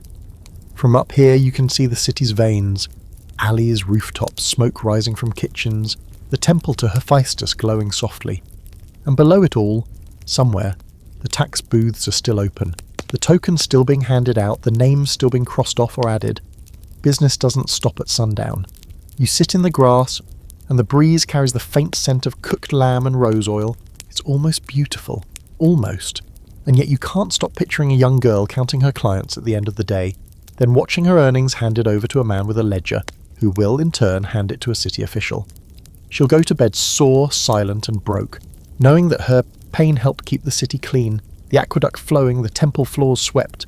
That's the price of civilization, they'd probably say. Everyone contributes, but only some bleed. You find yourself back near the law courts, that grand maze of dusty colonnades and marble benches, where Athens performs one of its favourite pastimes, suing the absolute hell out of each other. Legal disputes here aren't a last resort. They're sport. They're theatre. You pass men in clean tunics rehearsing speeches to themselves, practicing rhetorical flourishes and fake outrage with all the sincerity of bad actors in a tragic play. And today, the case drawing a crowd is one of those classics. Murder, infidelity, and sex work all tangled into a moral pretzel. You slip into the crowd and get a spot near the front, leaning against a column warm from the sun. The defendant is already speaking. His name is Euphilitos, and his voice is calm, soothing, even. as he recounts the events that led to the murder of a pay man named Eratosthenes. The room is dead quiet. "I killed him because he was in my wife's bed," he says, with all the emotional charge of someone reading off a shopping list. A few people nod, others exchange glances that say, "Seems fair." According to Athenian law, it actually was. Killing a man caught in the act of adultery wasn't considered murder. It was a defence of one's household, one's oikos, the private domain that included wife, children, slaves, and everything else a citizen was expected to control. Euphilito says he discovered the affair and set a trap, then caught the man and killed him on the spot. No denial, no remorse, just duty. But here's the kicker. Euphilitos could only get away with this because the woman involved, his wife, was considered a respectable woman, a citizen. Had the affair been with a hetairai or a prostitute, different story entirely. No crime, no trial, just a sheepish shrug and maybe a laugh at the symposium later. You're watching a legal double standard in real time, and it's so baked into the culture that no one even blinks. The courtroom itself smells of sweat and dust and lingering incense from a shrine tucked into the far corner. There's a clay jug of water near the speaker's platform, not for hydration, but to time the speeches. Each man gets one fill. When the water runs out, so does his chance to be heard. Efficiency, Athenian style. Euphilites keeps going, painting himself as a victim of seduction, manipulation, betrayal. He blames Eratosthenes for everything. His voice wavers just enough to seem authentic. You start to notice, though, how little he says about his wife, except that she was corrupted. Not an actor in her own story, but a vessel, a thing to be defiled or protected. It's the same language they use for temples. And here's where it gets really tangled. Some scholars suggest that this case, immortalized in a speech attributed to the orator Lysias, was never about justice, it was performance. A moral stage play designed to remind Athenians what kind of behaviour was tolerable and what crossed the line. Eratosthenes crossed it by sleeping with a citizen wife. That was the mistake. Not lust, not lying, status violation. Meanwhile, you remember another story from earlier in the week, about a man who beat one of his slave girls to death because she refused a client. No trial, no speech, just a few whispered comments about discipline and property. She didn't have an oikos. No one sued for her honour. And yet, if she had been a prostitute who stepped out of line, she could be taken to court. Not for moral reasons, but for economic ones. Damaging a business, defrauding clients, or even dressing too well in public and confusing people into thinking she was a citizen. That's right. A prostitute wearing expensive clothing in the wrong part of town could be dragged into court for impersonation. Her crime, looking respectable. You walk through the agora later, and everywhere you turn the same paradox plays out. A woman can be mocked for being too modest, too free, too educated, too desirable, too independent, and always, always too visible. The ideal is simple. Be everything to a man, and nothing without one. There's a graffiti carving on a stone bench that sums it up with cruel precision. 3 kinds of women: wives for bearing, hetairai for pleasure, slaves for everything else. It's not just an opinion. It's practically policy. And here's a strange little fact to chew on. In one of the lesser-known public decrees, there's mention of a proposal that would fine prostitutes for accepting gifts over a certain value. The fear was that a prostitute might use those gifts to amass wealth, and heaven forbid, influence. Some even worried that a particularly popular hetairai could bribe officials or sway votes, so they proposed restrictions, not on the men who gave the gifts, but on the women who received them. Gotta love a system where generosity becomes a punishable offence, but exploitation is just economics. You walk past a courthouse where another case is being prepped. This time it's a woman, middle-aged, stately, accused of bewitching her lover with magic. Love potions, curses, wax dolls, the whole eerie package. You'll learn more about those soon. But right now, the thought that she needs to defend herself for controlling a man, while actual murder can be forgiven with a decent speech. It's infuriating, and yet no one else seems bothered. The vendors still shout, the philosophers still argue. The boys still chase each other around pillars pretending to be heroes. You sit at the edge of the square, feet aching, watching the city celebrate its laws with the same pride it celebrates its statues. They call it isonomia, equality under the law, but you know better now. For women, especially prostitutes, former prostitutes, suspected prostitutes, or anyone who looked too much like one, isonomia is a myth. A pretty word carved in stone while bodies are carved up in silence. The case of Euphilitus wraps up with a final appeal to virtue and family honour. The jury files out.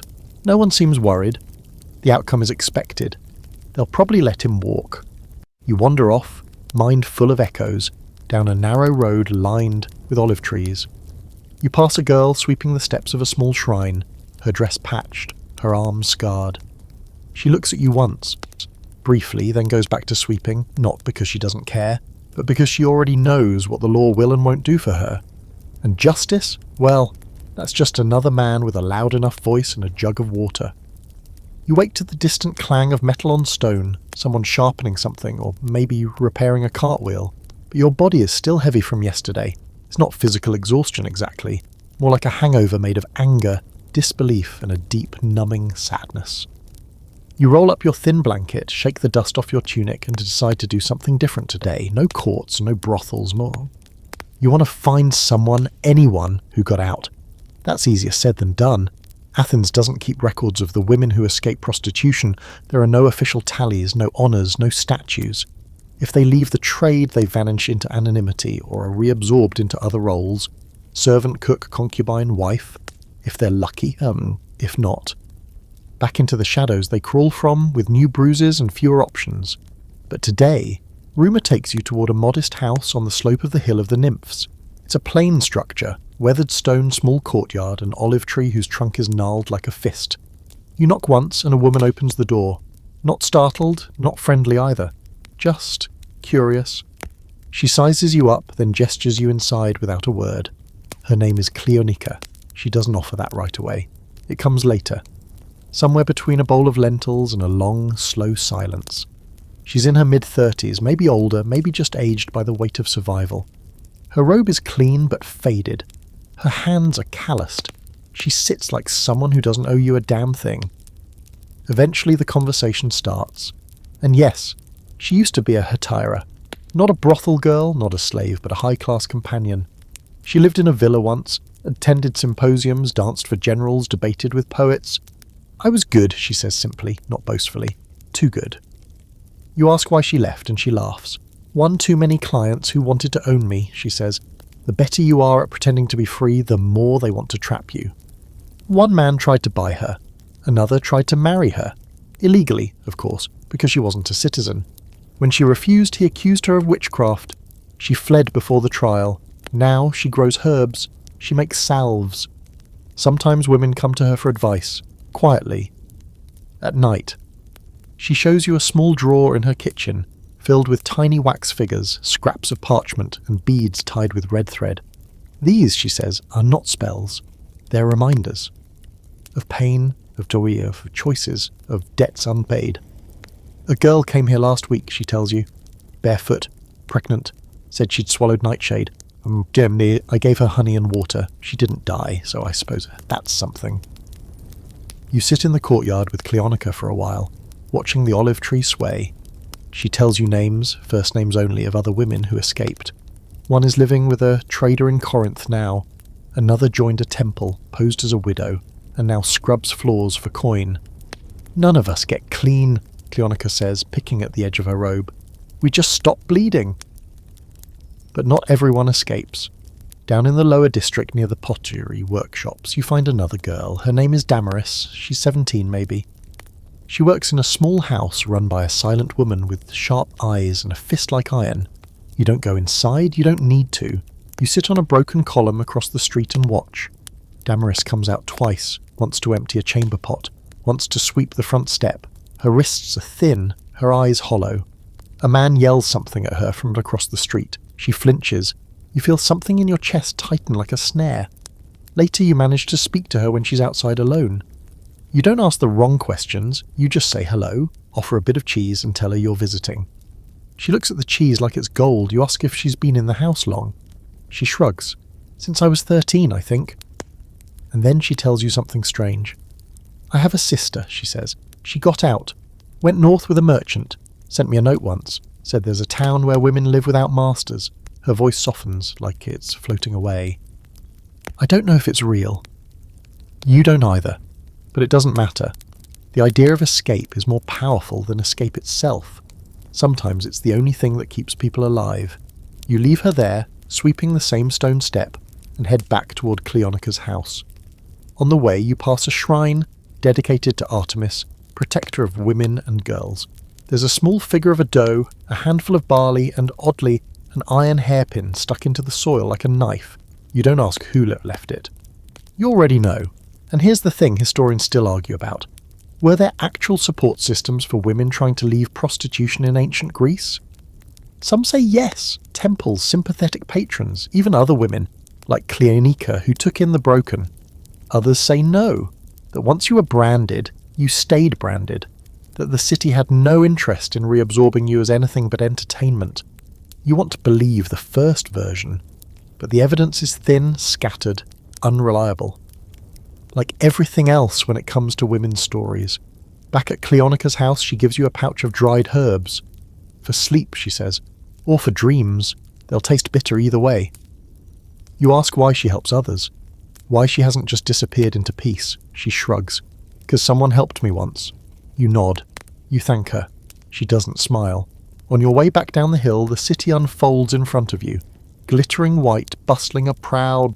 You know now that there are women tucked behind those walls, climbing out one scarred hand at a time. Not for justice, not for revenge, just to survive, to breathe, to maybe someday be forgotten on their own terms. Night falls harder than usual. The city hums like it's holding its breath, and the sky above is velvet black, pin-pricked with stars that seem almost too bright, like they're watching. You're heading somewhere you've been warned about more than once. A party. An actual party. Not a symposium, not a performance in a room with scrolls and wine and Socratic monologues. No, this is the bacchanal. A true Dionysian feast, the kind that's equal parts ritual and riot. You followed the flute music for almost an hour, winding through alleys until you reach a courtyard lit by torches that sputter and spit like they're drunk too. A gate swings open. You're waved in by a boy wearing nothing but ivy and a smirk. And once inside, it's like stepping into a different Athens, a sideways world. The air is thick with wine vapour and sweat. People dance draped in nothing but garlands and sheer fabric. There are drums, tambourines, someone playing a stringed instrument too fast, too loud. The floor is slick with spilled wine and crushed fruit. It smells like overripe figs, warm skin and smoke. And at the centre of it all there are women, laughing, shouting, shrieking with glee or rage, or maybe both. Not all of them are prostitutes. Not all of them are free either. Some are hetairai, well-dressed and playing flutes between sips of spiced wine. Others are lower-class girls from the edges of society, their dresses hanging off their shoulders, no shoes in sight. A few slaves sit on the edge of the room, eyes distant, waiting to be summoned. But here, in this charged chaos, those lines blur fast. A man in a lion-skin cloak toasts to Dionysus and throws back a goblet the size of your face. A woman beside him pulls him down by the hair and kisses him with feral intensity. Another pair disappears behind a curtain. The moans that follow are immediate, shameless. And you're watching this storm unfold from the edge, sipping something sweet and sharp that might be wine or might be poison. A girl hands you a fig stuffed with cheese and honey, licking her fingers as she retreats into the shadows. It's hard to tell what's performance and what's impulse here, or if there's even a difference. And then someone starts telling a story. She stands up on a low platform, naked except for an ivy crown and gold bangles stacked up her arms. She introduces herself as Veronike, Victory Bringer. Her voice is loud, slurred, but clear enough to carry. She spins a tale about a woman who danced so beautifully that Dionysus himself appeared and gave her the gift of prophecy. The woman, of course, went mad. Her visions were too much. She wandered naked through the streets, shouting secrets about the city's leaders. Eventually, the guards threw her in a wine jar and left her to die. Everyone laughs. You don't. Because that story isn't fiction, or at least not entirely. You've heard the rumour before that during one of the city's many feasts, a prostitute, maybe drunk, maybe possessed, danced too wildly, said too much, and ended up dead in a clay amphora outside the Diplon gate. Whether it was punishment or accident depends on who's telling the story, but the wine jar part, that shows up in more than one version. It becomes a joke, of course. Death by wine jar. A warning maybe, a punchline. The men at the party repeat it like it's a chant, but some of the women, they go quiet. Later in the night, when things have spilled over into pure carnality, you find a quiet corner beside a half-burnt brazier. A woman sits there, bare-legged, twirling a necklace of bees around her wrist. Her name is Melina. You don't ask if she's working, you just ask if she likes these gatherings. She shrugs. They're safer than being alone, she says, eyes on the fire. When everyone's drunk, they forget you're not one of them. That one lands heavy, because that's the undercurrent here. Beneath the wine, the music, the naked bodies pressed together like wet laundry. The danger never really leaves. It just waits, one wrong laugh. One wrong refusal, one wrong look, and suddenly you're the story they tell tomorrow. Or worse, the one they don't. Melina tells you about a girl last month who was offended, a wealthy man, by laughing at his poem. He pushed her into a brazier. Her dress caught fire. No charges were filed. He paid for the damages to the house and left her with enough coin for salve. She doesn't come to these anymore, Melina says. Not because she's scared. Because her face melted. And here's the strange part. These bacchanals are technically sacred, dedicated to Dionysus, the god of wine, pleasure, madness, and liberation. He was one of the few gods in the Greek pantheon who didn't seem to mind chaos. His rites were meant to unshackle you, to free you from rules, from roles, from control. In theory, but in practice, it's a pressure valve. One night of freedom in exchange for a lifetime of obedience. Like letting a caged animal stretch its legs before snapping the door shut again. Some scholars argue that these rituals were empowering for women, that by participating in Dionysian rites they could express forbidden parts of themselves, rage, lust, joy. Others say it was just another trap, that when the madness passed they were punished for how much they enjoyed it. You're still thinking about that when someone hands you a mask, lacquered wood painted with a sly smile and thick lashes. You put it on, the world narrows, everything becomes shapes and sounds and heat. You feel a hand on your shoulder, then another. Then the mask is removed and you're face to face with a woman covered in gold dust, her eyes wild, her smile broken at the edges. Have you ever screamed into the sea? She asks. You shake your head. You should. It's the only thing that never talks back. And then she disappears into the crowd, leaving you with that little shard of poetry like a dagger in your pocket. By the time the party winds down, the floor is littered with broken cups and sleeping bodies. Someone is still playing the flute, but it's more like a lullaby now. You step over a snoring man curled around a lyre, find your sandals, and make your way outside. The city feels too still, too straight, like you've stepped out of a painting back into stone. You walk in silence, the mask still in your hand, the echo of that girl's voice still in your ears.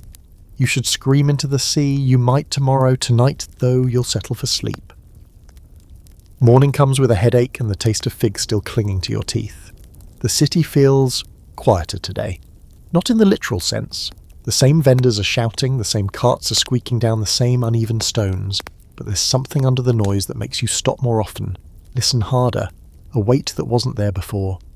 You carry it with you as you walk past a row of shrines, each one dedicated to a different god or goddess, their carved faces peering down with chipped patience. There's Athena, of course, stern and strategic, the city's favoured daughter. Demeter, round-faced and earthy. Artemis, wild-eyed. But it's the one in the corner that pulls you in, Aphroditi. Her statue is smaller here, tucked into an alcove with rose petals scattered at the base, and little clay votives shaped like hands, eyes, genitals, yeah, it's all there. Her face is serene, head tilted like she knows more than she's saying, which she probably does. You've been thinking about her for days without realising it. She's been in every oil-drenched brothel, every red-lipped smile, every court case and whispered prayer. Aphrodite, the goddess of love, beauty, desire, and, not so incidentally, sex, or rather sex as power, or sex as war, depending on who's telling the story. Because here's the strange thing, in ancient Athens, Aphrodite wasn't some passive symbol of romantic fluff. She was dangerous, tricky. She could bless a marriage or burn it to ash. She could elevate a woman or destroy her. And through her, the city found a way to frame the women they couldn't quite understand or control. You sit on the temple steps and think about how Aphrodite shows up in myth. There's Helen, of course, the face that launched 1,000 ships, blamed for a war that men started and finished. And there's Phaedra, who burned with forbidden desire and set ruin in motion. There's Medea, Circe, even Persephone, each tied to beauty, to sex, to chaos, all wrapped in Aphrodite's glow, all punished for it in some way. It's like the myths wanted to teach women one thing: if you're beautiful and clever, you'd better stay very, very quiet. But you also can't help thinking maybe these myths weren't just warnings, maybe they were excuses. Aphrodite becomes the divine scapegoat, the convenient alibi. Why did you fall in love with a prostitute? Aphrodite made you. Why did you destroy your household over lust? Blame the goddess, not yourself, never yourself. And here's where it gets even more twisted. Prostitutes in Athens were often associated with Aphrodite, whether they wanted to be or not. There were temples to Aphrodite Pandemos, Aphrodite of the people, where prostitutes were said to make offerings. Some worked nearby, some were even considered sacred in certain cults. Whether these women were honoured or exploited is complicated. One man's holy rite is another woman's unpaid shift. You wander down to a larger temple dedicated to her, where the offerings are grander: perfume bottles, strings of pearls, cakes shaped like hearts. A man drops a coin and asks for success in love. A woman drops a different coin and asks for her husband to stop visiting other women. No one laughs, the goddess is listening. You think back to that strange debate among historians, some arguing that the worship of Aphrodite actually empowered prostitutes by connecting them to something divine, that in honouring her they claimed back their agency. Others say no, that it was a facade, a way for men to decorate the system of exploitation with pretty stories and flowers. And you think, why not both? Maybe the girls in the brothels whispered to Aphrodite when no one else would listen. Maybe they left her gifts: combs, earrings, broken bits of mirror, hoping she'd grant them something better. Maybe she did. Maybe she didn't. You remember the woman at the Dionysian feast, covered in gold dust, whispering about screaming into the sea. You think about Cleonica, sharpening her herbs like weapons. Damaris, sweeping the same step every day. Thaleia, with her practiced wit. And Aspasia, dangerous. Oh, brilliant, unforgettable. These women all wielded beauty like a blade, whether by choice or by survival. Aphrodite was never just about love. She was the patron goddess of power disguised as charm, of influence wrapped in perfume and laughter and dangerous eyes. And it wasn't just women. Men feared her too. She could twist their thoughts, ruin their ambitions, turn a statesman into a poet or a soldier into a lovesick wreck. A few ancient philosophers wrote whole treatises warning about her, some disguised as theology, others as moral advice. But underneath the poetry you could smell the fear. There's even a quirky legend, probably apocryphal, definitely delicious, about a politician who tried to ban prostitutes from making offerings at Aphrodite's shrine. He claimed it was offensive to the goddess. Within a year he lost his fortune, was caught in a scandal involving 2 boys and a goat, and died choking on a grape. Coincidence? Maybe. Or maybe the goddess keeps receipts. You walk through the temple garden, the scent of roses thick and heady in the air. There's a carved plaque on the wall. She who gives love gives pain. It's not a warning, it's a statement of fact. You find a small bench and sit under a laurel tree, the leaves rustling like gossip. You close your eyes and picture the girls again, not as victims, not just as survivors, but as people carrying Aphrodite inside them like a fire they were never allowed to set loose. And you wonder, not for the first time, what it would look like if the myths had ended differently. If Helen sailed herself across the sea, if Medea had started her own kingdom instead of a bloodbath, if the goddesses weren't just foils for men's stories but full forces in their own right. Maybe that's what the girls at the temple were really praying for. Not love, not escape, just space. To be real, to be flawed, to be powerful without being punished. You rise as the wind shifts, carrying the scent of roses and olive smoke down into the city. The statue of Aphrodite watches you leave, serene as ever, not judging, not blessing, just watching, and maybe, just maybe, waiting for her daughters to rewrite the script. There's a part of the city most people don't mention, unless they're trying to scare children or insult their neighbour's wife. It doesn't have a name, exactly, not one written on maps, but if you ask the right people in the right tone, they'll point you toward a cluster of crooked homes and faded doorways near the edge of the cemetery district. You follow those half instructions now, down a path so narrow your elbows brush the walls on both sides. It smells like dust, old wax and something metallic. The sun doesn't quite reach here. You could swear the shadows move. You're looking for a love spell workshop. No, really. Because among all the tools used by prostitutes and courtesans to stay alive, charm, wit, perfume, manipulation, there's another, quieter weapon. Magic. Or at least the belief in it. And in this cramped room behind a curtain that smells like damp herbs and anxiety, you meet the kind of person no one admits they visit. She calls herself a glaze.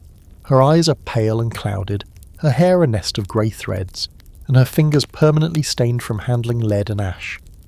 She doesn't ask why you're here, just gestures to a cushion on the floor and returns to her work, scratching tiny letters into a sheet of lead with a bone stylus. She murmurs as she writes, low and rhythmic, like a bee trapped in a jar. The tablet, you realise, is a katadesmos, a binding spell, and the words etched into the metal are raw and desperate. Let the Sandros forget all women but me. Let his loins burn until he returns. Below the text, there's a name. Hers, probably, and a crude drawing of a man with exaggerated genitals. You watch as she rolls the wablet, pierces it with a nail, and drops it into a small jar filled with dirt, hair, and... Wait, is that a chicken foot? A glaze catches your look and smirks. The gods don't care about pretty, she says. They care about blood, breath, and desperation. You ask her how often prostitutes come to her. She raises an eyebrow like you just asked whether fish like water. They're half my business, she says. Men come to me for power. Women come to me for survival. She gestures to a basket in the corner, where dozens of rolled-up spells sit waiting for burial, each one a secret scratched in lead, written by women trying to keep a client, steal one, ruin a rival, or just be remembered. You pick one up carefully. It reads, "Make Demetrios suffer for leaving me. Let his bed bring him no pleasure. Let every woman's kiss taste like ash." You don't know if it works, but you believe she believed it would. And that belief? That's what matters. In ancient Athens, magic wasn't just the stuff of myths. It was embedded into everyday life, especially for people with no power. Women, slaves, foreigners, and yes, prostitutes. They used what they had. Wax dolls pierced with needles, hair clippings, menstrual blood, herbs tied with thread, chants whispered at crossroads or buried beneath doorsteps. Some of the earliest surviving spells in the Greek world are written from the perspective of women begging gods, demons, and the dead to intervene in love, or lust, or vengeance. A glaze shows your wax figure next. Small, crude, faceless. This one's for control, she says. Bind his body, blind his eyes, bend his will. She wraps a red cord around its limbs and murmurs another incantation. She brought me his semen in a cloth, she adds casually. Burned it with the doll. That's how badly she needed him to stay. You sit there, trying to imagine the kind of desperation that leads to burning a man's DNA like an offering to invisible forces. But then again, you've seen it. Girls clawing for scraps of affection, for survival. A client lost could mean a week without food, a trip back to the auction block, or worse, another woman taking your place. Some scholars dismiss these spells as theatre, emotional venting with no real belief in outcome. Others take them seriously, pointing to how often they show up in graves, wells, even under thresholds, the ones buried near crossroads. Those were meant to reach the chthonic gods, the ones of the underworld. That's right. Prostitutes weren't just praying to Aphrodite. Sometimes they went deeper. To Hecate, to Persephone, to the dead. Anyone who might listen when no one else would. And here's the strange part. The state knew about it. Magic wasn't exactly illegal. But it wasn't encouraged either. If a spell caused harm, or if someone claimed it did, you could either be dragged into court for poisoning or sorcery, but mostly people turned a blind eye. Because deep down, everyone believed a little. Aglaé opens a wooden box and shows you the strangest thing yet. A pair of sandal soles with tiny words scratched into them. She asked me to curse every step he took, she says. Said she wanted him to remember her with every footprint. The soles are worn, cracked, but the words are still there. A love spell that walks. You ask if she's ever been caught. Once, she says, shrugging. The man who accused me died 3 weeks later. No one's bothered me since. You don't ask if she did it. She wouldn't tell you even if she had. Before you leave, she hands you a tiny pouch. Herbs, a pebble, a bit of wool. Protection, she says. You've been walking with ghosts. She's not wrong. Back in the street, the sun has slipped behind a bank of clouds. The city feels a little colder, the shadows longer.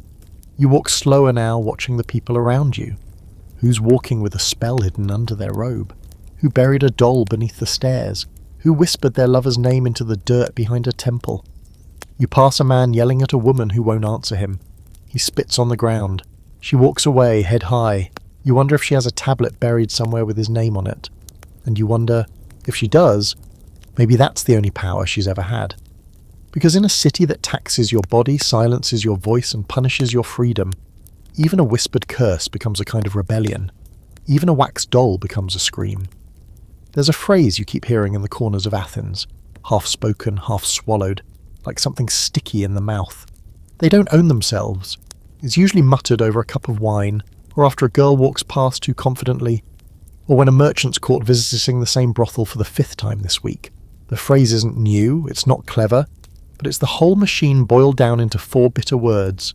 They don't own themselves, and behind that line, behind every painted doorway and sandal-scuffed step, is a web of people who do. You're in the market district now. Not among the shiny marble stalls where freeborn Athenians trade silver and politics, but the wooden awnings behind them, where the real business happens. Here the men smell like wax and smoke, their hands ink-stained and soft. These are the brokers, the dealers, the financiers of flesh. You stop near a stall that sells dyes but clearly runs something else on the side. A man with perfectly combed hair is laughing with a customer about a new batch of girls arriving next week from Lesbos. Good teeth, soft hands, and there's barely been touched. You want to spit. Instead, you follow the thread. That man isn't a pimp, not in the alleyway sense. He's a manager. He invests in brothels the way another man might invest in vineyards. He owns rooms, leases girls, pays towels, takes his profit. He doesn't get his hands dirty, just counts the coins. You find your way to another house, not a brothel this time, but a Linnaean, a kind of managerial estate owned by a Lena, a madam. The woman who runs it is called Phano. She greets you in a fine robe, her hair oiled and pinned, and her smile so tight it might snap if you looked at it too hard. She's not young, her voice is scratchy, but her eyes, gods, her eyes are as sharp as bronze. She doesn't pretend to be ashamed. I provide a service Pythia, a boy service, she says, gesturing around at the finely swept courtyard. They come here because they want quality, clean rooms, clean girls, well trained. The girls stand in a row behind her, not cowering, not bruised, just still like furniture. You ask where they're from, Phano shrugs. Asia Minor, Thrace, some local. A few were born here. Their mothers worked for me. She doesn't pause when she says it. That's the part that gets you. The complete lack of hesitation, the generational spin of the wheel. You press gently about how she came into the trade. She leans back, sips her wine and smiles. Oh, I was good, she says. Too good to fade, so I saved. I bought myself, I bought a house, and then I bought others. She says it like a riddle, like justice. She's proud. And maybe she should be. In this city there are no ladders for women, just ropes. She climbed one, but even so the house feels heavy. Clean, yes. Ordered, but heavy. You see it in the girls' eyes, each one polished, silent, trained to breathe only when allowed. Their freedom, if you can call it that, is borrowed, and it's always due back. Some historians like to imagine that madams like Phano offered protection, and sometimes they did. Better treatment, cleaner quarters, more stability. Some even taught the girls to read or help them build savings, but the motive was always the same, profit. Phano didn't adopt these girls. She invested in them. You ask about clients. Who comes here? She rattles off the names of generals, merchants, poets, even a magistrate or two. They want conversation with their wine, she says, not just thighs. You ask if the girls enjoy it. She laughs, deep and unpretty. They enjoy not starving, poor. You try not to look away. Before you leave, one of the girls slips you a note, a tiny scrap tucked into your palm like a breath. Later, when you unfold it, it reads, "If you tell them we were happy, you lie." You carry that like a stone. On your way back through the alleys, you pass another operation. This one is rougher. A tall man with broken knuckles sits on a stool, sharpening a blade he doesn't need. The girls here are younger. Their eyes flicker constantly, reading the street like it might betray them. One is sweeping with a broken broom, but the motion is panicked, like she's brushing away memory. This place is owned by a syndicate, not one man. A group of investors, silent partners. They've turned the brothel into a stockpile. Each girl is a line in a ledger. If she gets sick, she's replaced. If she gets pregnant, sold. If she gets old, gone. You try to ask questions. They tell you to leave, quickly. It's not just men. Some women, like Fenomeno, run their own businesses. But most of the financiers are male. They stay clean, they wear perfume. They donate to temples and commission statues and attend festivals. They even speak publicly against immorality. One, a man named Nikomachos, once proposed a law that would fine women for being seen alone at night. He also owns 3 brothels. You've seen the receipts. The hypocrisy isn't even hidden. It's folded into the culture like cinnamon into bread. Sweet on the outside, rancid underneath. And here's something darkly absurd. The city tracks the profits from brothels like any other business. It's said that in certain years, during times of war or famine, sex work was among the top contributors to the public treasury. Your body could literally fund a fleet, or a feast, or someone else's statue. There's a fringe theory, whispered, debated, barely believed, that some politicians encouraged trafficking during economic slumps. Not directly, of course, but they loosened regulations, offered incentives to owners, and made sure the taxes stayed steady. Better to fill the city's coffers with pain than admit it was bleeding. By now, the sun's gone down. The alley lamps are lit. You hear laughter. Not joy, just noise. A group of men passes by, loud boasting. One of them says he just bought a girl with eyes like olives. Another bets he'll break her by the end of the week. No one flinches. You lean against a wall and try to exhale. Try to find a breath that doesn't taste like metal. But it's there, the machine, always humming, and behind every red curtain, every flickering lamp, every oil-slick smile, is someone counting. Not the girls, not the gods. The ones who own the silence. It starts with a language you don't recognize. A word caught in the throat of a girl unloading amphorae near the port, short, clipped, maybe Phrygian or Lydian. Definitely low, not Greek. She's hunched under the weight. Her tunic soaked through with seawater and sweat. A man yells at her from the dock, and she winces like the sound could bruise her. She nods but doesn't respond. Maybe she doesn't understand, or maybe she does and just knows it's safer not to answer. You've heard 100 voices over the past weeks, high-born courtesans and street-level slaves, brothel managers and grizzled clients. But now, your ear is drawn to the accents. Foreign women, foreign girls. The ones who crossed seas in chains or in chaussures, or thinking they were heading towards something better than what they left behind. Athens doesn't run on local women, it runs on imported ones. It's not a mystery. The city thrives on conquest and commerce, and between every trade caravan and war spoils shipment, human cargo slips in beside the olives and bronze. These women and girls arrive through the Piraeus docks like any other resource, labelled, counted, sold. You head toward the warehouse quarter, where storage rooms double as holding pens. Through a crack in a wooden door you see them, lined up on rough benches, eyes sunken, dresses too large or too tight. They've been stripped of names and given new ones. Timandra, Lysistrata, Chloris. Easier for Greek tongues. Erase the syllables of their homes. Stamp them with ones that sell. A merchant, older, fat, with fingers stained by wine and pomegranate, boasts to a passing customer that his latest shipment includes 2 unspoiled girls from Colchis and a carrion dancer with hips like honey. He doesn't look ashamed. He looks proud. His words are fluent, rehearsed. You realise he's not new to this. You sit on a stone wall nearby, watching as a man inspects the girls like livestock, checks their teeth, pinches their arms, makes them spin in slow circles. One girl flinches when he lifts her chin. She's about 14. He clicks his tongue, disappointed. Too timid, he mutters. He moves on. There's no real pretense of civility here. Foreign-born women are doubly voiceless. First, because they are slaves. Second, because they are outsiders. In Athens, being a metic, a non-citizen, already meant you had limited rights, but being a foreign woman meant you were property waiting to be spent. And if you were sold into sex work, you became a coin that never stopped changing hands.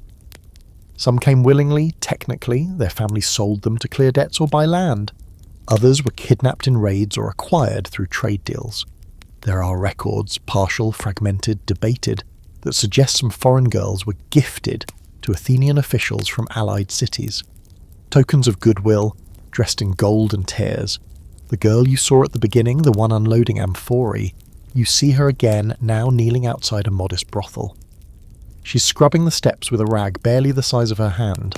Her arms are scratched, and there's a chain at her ankle, thin enough to be ignored, strong enough to mean she doesn't run. You ask her name. She looks up, eyes wide, then back down. You ask again, softer. "Levana," she whispers, and then shakes her head. "No, that's not what they call me here." You don't push. Some historians argue that Athens wasn't more cruel than other ancient cities, that slavery and prostitution were just facts of the time, that importing people from other regions was standard economic practice. But others say Athens weaponized its ideals, draped its brutality in the language of democracy and freedom while quietly building an empire of chained voices. You lean against a wall and overhear a conversation between two soldiers. One brags about a girl he brought back from a campaign in Thrace. "She fought like a wild thing," he says, laughing. "I scratched up my arms, bit me, had to break her in." The other nods like it's a fishing story. You wonder how many of those women die in the first month? How many are passed around before they even speak the language? How many learn to smile before they understand the words behind the laughter? In a small side alley, you stumble into a house where foreign women are taught refinement, how to sit, how to pour wine, how to sing 2 verses of Homer and smile at the right lines. It's a finishing school for prostitutes. The instructor is a lean man with a cane and a sour mouth. He makes one girl walk across the room 5 times, criticizing her posture until she's visibly shaking. "No man pays for fear," he snaps. "You must look like you want to be here." She nods, but you see the lie in her eyes. A few women do manage to rise, not to freedom, but to status. A courtesan from the east, maybe Babylon or Lydia, was once the favourite of a powerful Athenian official. She learned Greek, wore silk, hosted guests, whispered in ears that shaped policy. But when he died, she was sent back to the brothel she started in. Fame here is never permanent. It's rented. Some modern scholars wonder whether these women carried cultural influence with them. If they smuggled music, dance, even religious rituals into the Athenian bloodstream. Some evidence suggests the worship of foreign deities like Isis and Cybele found traction partly through enslaved women keeping old gods alive in whispered prayers and secret rites. Their bodies were sold, but their stories weren't always, not completely. And then there's the fringe theory, the one that claims a small enclave of foreign women once escaped the city together, that they fled during a festival when the streets were distracted, that they made it to a coastal village and set up their own sanctuary. There's no proof, just the story, but it's told in corners, passed like a charm. Some of the girls in the brothels wear shells around their necks, tokens of the sea. You wonder if that's hope, or if it's just decoration. You pass a shrine on your way back into the city, this one dedicated not to a god, but to a hero. Theseus, slayer of the Minotaur, unraveller of labyrinths. At the base, someone has scrawled a message in rough lettering. Who saves the girls he leaves behind? It stays with you. You think about Levana, about her real name, about the dozens of women you've seen who were stolen from their homes, dressed in Greek names and sold like oranges in the sun, and you realise that for every girl bought and renamed, there's a silence added to the city, a history erased. Athens thrives on these ghosts, and still, every day, more ships arrive. You're sitting on a stone bench in the Theatre of Dionysus, early morning before the sun has scorched the marble into something unbearable. The place is empty except for a few birds picking through food scraps and a boy sweeping dust off the stage with a palm frond. Even without the crowd, the space crackles with the memory. You can feel it in your spine, the echo of clapping hands, the boom of chorus feet stomping in unison, the laughter and gasps rising like incense. You're not here for tragedy today, you're here for comedy, specifically for the strange way ancient Athens used the stage to both mock and mythologize prostitutes, and how that humour said far more about the audience than the punchlines ever could. This was Aristophanes' playground. You've heard of him, Athens' sharpest tongue, a playwright who wrapped his criticisms in fart jokes and talking animals and cross-dressing schemes. He made the crowds roar, but beneath the laughter there was always a weapon, especially when it came to women. You slide down to a lower tier and imagine yourself in the thick of it. The festival is in full swing, the streets are drunk and the stage is set. On it, a prostitute, Or a character who's clearly meant to be one, exaggerated hips, red lips, voice like a squawk. She's probably clever or conniving or conveniently stupid depending on the plot. And the audience? They're loving it. They're cheering Leah, laughing, tossing olives, maybe throwing out names of real girls they know who match the character too closely for coincidence. It's entertainment, but it's also humiliation. See, prostitutes were an easy target in comedy. They represented indulgence, decay, chaos, the very things conservative Athens liked to joke about but secretly clung to. Aristophanes used them as symbols of everything dangerous about women with voices, women with wit, women who refused to stay where they were told. In Lysistrata, for instance, women go on a sex strike to end a war. It's played for laughs, frustrated men, suggestive dances, lots of body jokes, but underneath the implication is clear: women's sexual power is disruptive. Dangerous, even when used for peace. And in Thesmophoria Zeusae, a play that flips gender roles completely, men sneak into a secret women's festival disguised in drag, only to be confronted by female characters who, surprise, talk, scheme and joke just like the men. It's hilarious. It's also unsettling. These women act too free, too smart. That's the joke. That's also the fear. Prostitutes and courtesans show up often in these plays, sometimes named, sometimes not. One especially cruel gag involves a character being threatened with being forced into prostitution as punishment, as if that's the absolute worst fate one can imagine. The audience laughs. Of course they do. Many of them slept with women in that profession the night before, but in daylight, on stage, it becomes a joke, a lesson, a warning. You wander backstage, or where backstage would be anyway, and find graffiti scratched into a pillar. Euclea is a snake with lips of honey. You don't know who she is. Maybe a courtesan, maybe a performer, maybe both. The line could be a compliment or a curse depending on the mood of the man who wrote it. And here's something weirdly modern. Some scholars argue that the way comedy mocked prostitutes actually made them more visible, more enduring. That the satire, even when cruel, preserved their names, their stories, their societal footprint. That's one way to look at it. But another theory suggests it wasn't preservation. It was disfigurement. These plays didn't show real women. They showed caricatures designed to defang them, to laugh away their intelligence, their influence, their complexity, so that men could go home afterward and feel like they were still in control. And let's not forget, women couldn't act in these plays. All female roles were played by men in masks, mimicking the very women they disdained. The joke wasn't just on prostitutes, it was on all women. Their voices literally taken, replaced with male versions, exaggerated and mocked. You walk through the rows again, imagining the crowd, thousands of men sitting shoulder to shoulder, laughing as a courtesan gets outsmarted or out-talked or dragged across the stage. Some of them had probably visited a brothel that morning. Some would again after the play. It's theatre as therapy. Laugh at what scares you, mock what tempts you. Make it small so it can't hurt you. But sometimes you learn the joke's backfired. There's a story, fringe, possibly apocryphal, about a well-known hetairai named Nanion, who was parodied in a play so viciously that her name became a synonym for slut for a generation. She was ridiculed, shouted at in the streets, even had garbage thrown at her during festivals, and yet she sued. She took the playwright, maybe Aristophanes, maybe a lesser imitator, to court for slander. No one knows if she won, but the fact that she fought back, that she stood up in a system designed to laugh her into silence, that's legend. You sit with that for a moment. The idea that somewhere in a city that spat out thousands of women like her, one stood up and demanded to be seen differently, not as a joke, not as a warning, but as a person.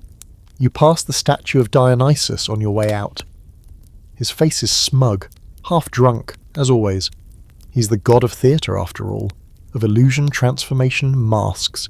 He knows that truth gets buried beneath the laughter, that the stage is a mirror, warped, cracked, but still reflecting. And maybe that's what stings the most. The women on stage never got to write the script, never got to choose their lines. They were summoned, shaped and silenced, all for applause.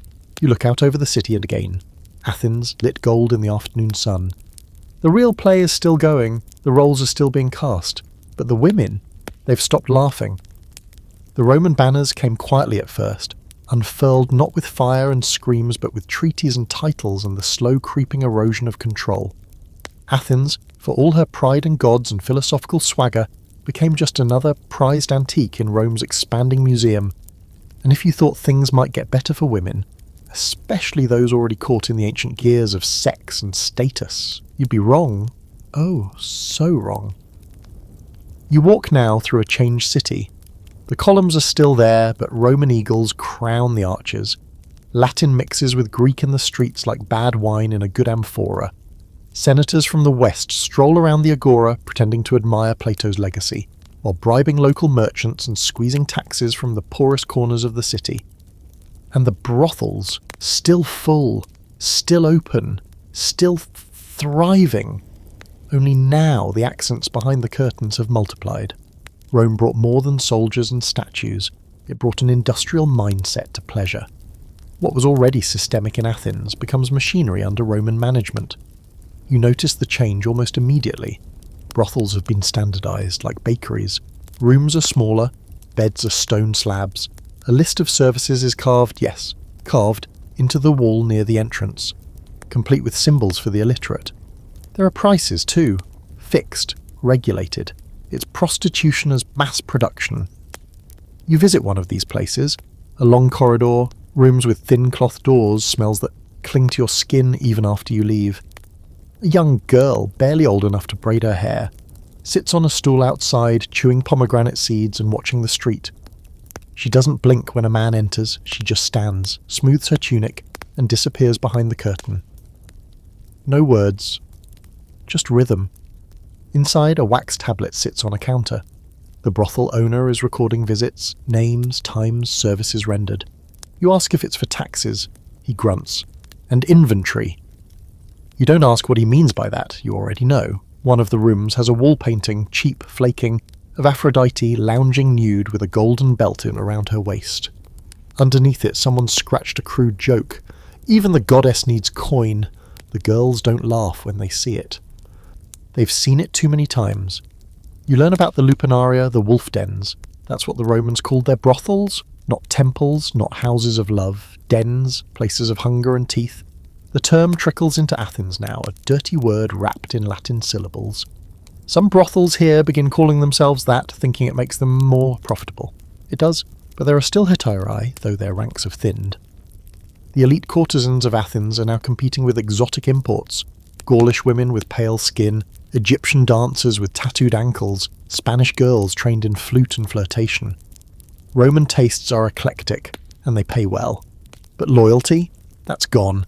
Courtesans are discarded like sandals after one festival too many. You meet a woman named Ligeia, once the most envied hetairai in the city. She tells you her story over watered wine and a half-eaten fig. I had poets carve verses for me, she says. Now I sing for my supper in Latin. She gestures to her dress, once silk, now linen. I made the mistake of getting old. You ask what old means. She shrugs. 29, and she tells you Roman men are different. More violent, less curious. Athenian men wanted to be seduced, she says. Romans want to win. She shows you the scar on her thigh. One of them liked knives, said it helped him feel something. She says it flatly, as if describing the weather. You walk later through the temple district, hoping for something older, something unspoiled. But even the sacred spaces have changed. At the Temple of Aphroditi, there are new statues, more marble curves, more suggestive poses. One shows the goddess lifting her robes above her knees, eyes downcast. Roman style, a passing priest says, as if it's an upgrade. You wonder what the old priestesses would have said. And here's the kicker. Rome legalized more of it. Regulated it, stamped it with approval. In theory, this offered protection. In reality, it just legitimized exploitation. A girl could be licensed for sex work at 12. If she was a slave, she didn't need to consent. Her master did that for her. You pass a lawyer's office and spot a papyrus posted outside. A public notice listing the recent registration of meretrices, a Roman word for prostitutes. It's a roll call of pain. Names, ages, places of origin, most from out of town. Some barely older than children. There's a note at the bottom. Renewal due in 6 months. You want to scream? Some argue Rome brought order. That taxes meant records, records meant names, and names meant memory. That in some small way, these women were less invisible under Roman rule. Others call that delusion. What good is a name on a scroll if it's attached to a chained ankle? And the worst? The stigma doubled. Under Athens, prostitutes were degraded, but at least their work had religious echoes, sacred connections to Aphroditi or ritual. Under Rome, it was filth, pure and simple. They were called infammes, literally people without a voice. They couldn't testify in court, couldn't inherit, couldn't own property. Some were branded on the face to mark them forever. You meet a girl named Dido, not her real name, but the one she was given when she was sold. Her cheek bears the mark, a tiny F for fornicatrix. It's not fresh, but it's deep. She says she once tried to run away, thinking she could become a servant or a farmhand. They found her 2 towns over. Her owner beat her, branded her, then sold her back into a different brothel for less money. Damaged goods, she says with a bitter laugh. You ask if she remembers her birth name. She looks up at the sky for a long time before answering.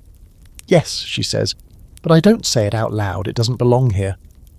As you leave, a Roman official passes by, escorted by 2 slaves and a courtesan in full regalia. Her dress is sheer, her sandals are gold, her smile is perfect. She catches your eye and holds it, not a glance but a dare. She's beautiful, she's sharp, and you know without asking she's owned. Rome didn't break the system, it just perfected it.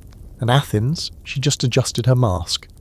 You first hear the music before you see the crowd, flutes, drums, some kind of deep rhythmic chant that doesn't sound Greek or Roman, but older, heavier. You follow it through the winding streets, past sleeping dogs and flickering oil lamps, until you reach the base of a hill you don't recognize. Above it, torches bob like fireflies. Someone's tied red ribbons to the trees. The night smells like wine, sweat, and something metallic. You're not sure if you're intruding or being invited. It's a festival night, one of the secret ones. You climb slowly, the earth damp beneath your sandals. People pass you with eyes wide and pupils too large, wearing flower crowns or nothing at all. Men and women both, most barefoot, most humming under their breath. Some are drunk, some are definitely not themselves, but all are moving toward the same place. At the top of the hill, in a clearing surrounded by dark trees, there's a circle of people gathered around a fire. You stop at the edge, blending into the shadows. What you're seeing isn't a performance. It's not for the public, not for tourists. This is a ritual, a real one, sacred, dangerous, beautiful and very, very old. A woman steps forward. She's tall, bare-chested, wrapped in crimson cloth from the waist down. Gold rings hang from her ears. Her skin is smeared with ash, and in her hand is a bowl, dark, steaming. She sings something low and foreign. It pulls at your bones like tidewater. Beside her, another woman dances. Her hair is unbound, her feet bleeding from the rocks, but her eyes shine like they see something none of the rest of you can. The crowd doesn't cheer. They don't move, they just watch. And then, as if summoned, others join, 3, then 5, then a dozen women stepping into the circle.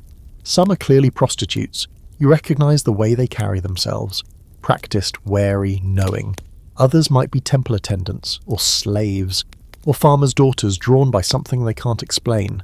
But here, under torchlight and starlight, they move like priestesses. The woman with the bowl lifts it to the sky. Her voice breaks into something harsher now. Almost a scream, but rhythmic, ancient. She pours the contents, blood, maybe wine, maybe both, onto the earth. A libation, an offering.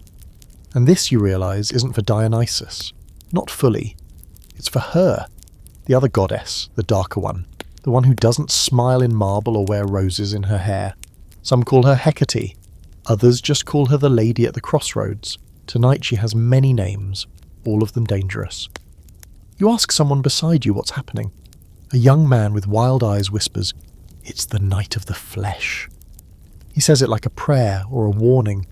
There are stories, rare, debated, fringe, that once a year, certain cults in and around Athens held fertility rites so old they made the Olympians seem like new kids on the block. That during these nights, sex wasn't transactional, it was sacred. Women could choose their partners, or refuse, or go into the forest alone and return changed. Or not return at all. In these moments, prostitutes were not property. They were vessels, oracles, daughters of the divine. The Romans hated it, of course, tried to ban it. Too pagan, too messy, too feminine.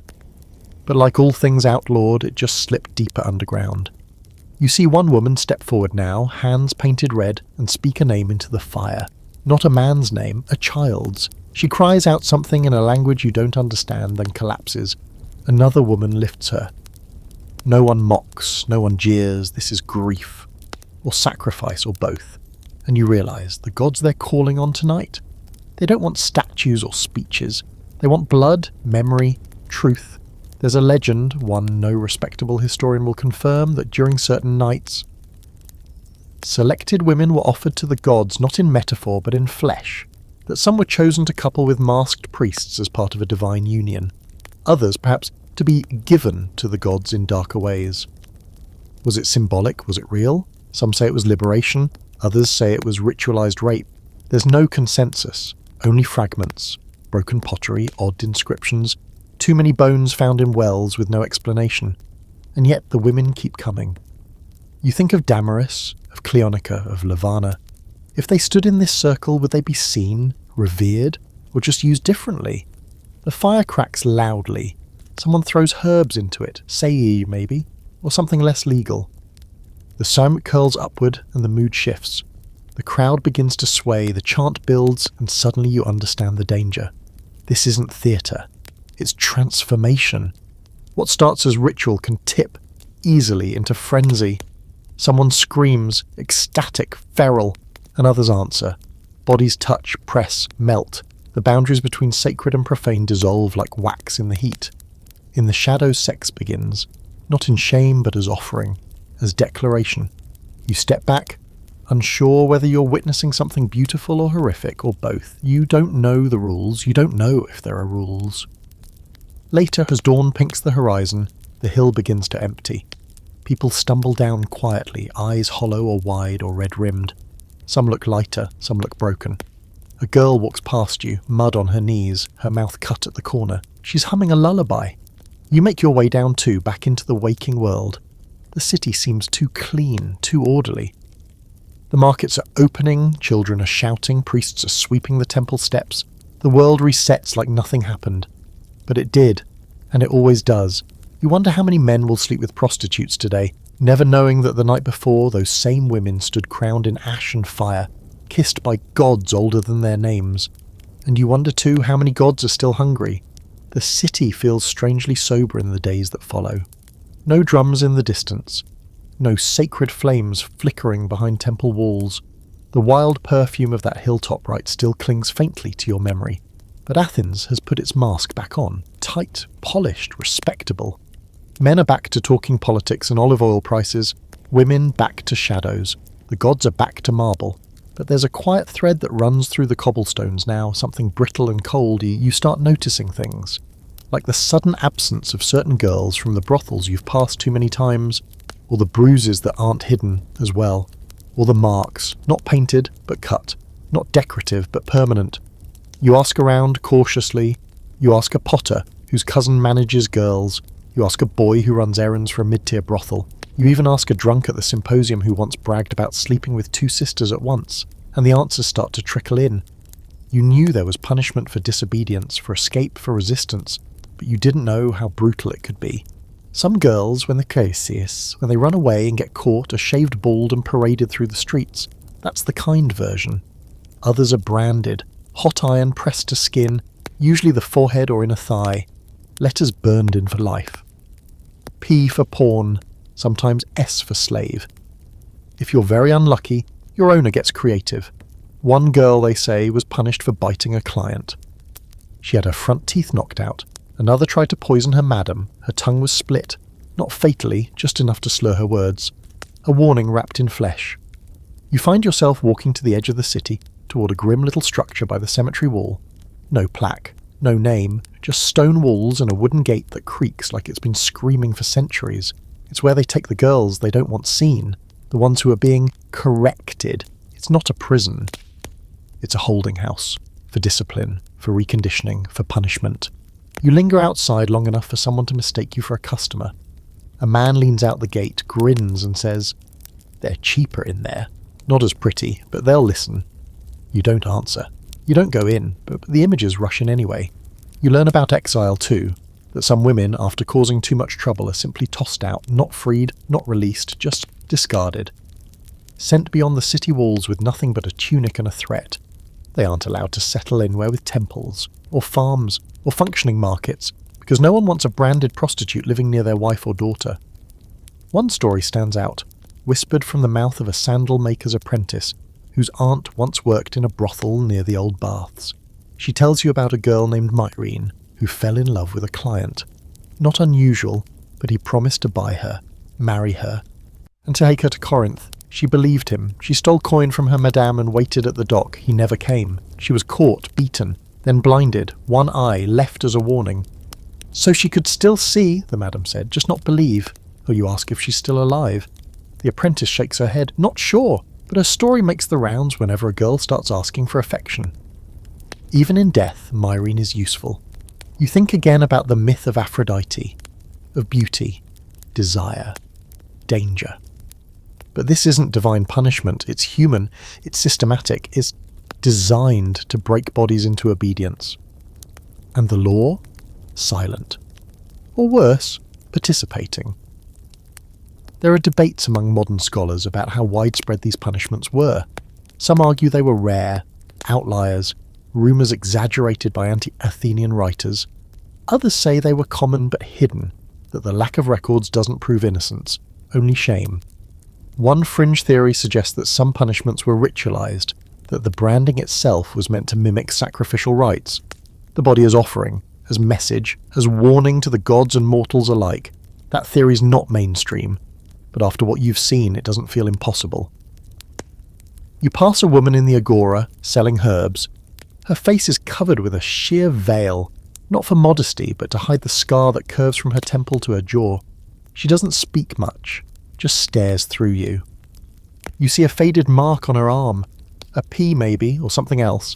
Her herbs are good, her eyes are hollow, and then late one night you return to a brothel you haven't visited in weeks. It's quieter now, fewer girls, a new madam. You ask about a girl named Thalea, the one with the sharp mouth and clever stories. The new madam frowns.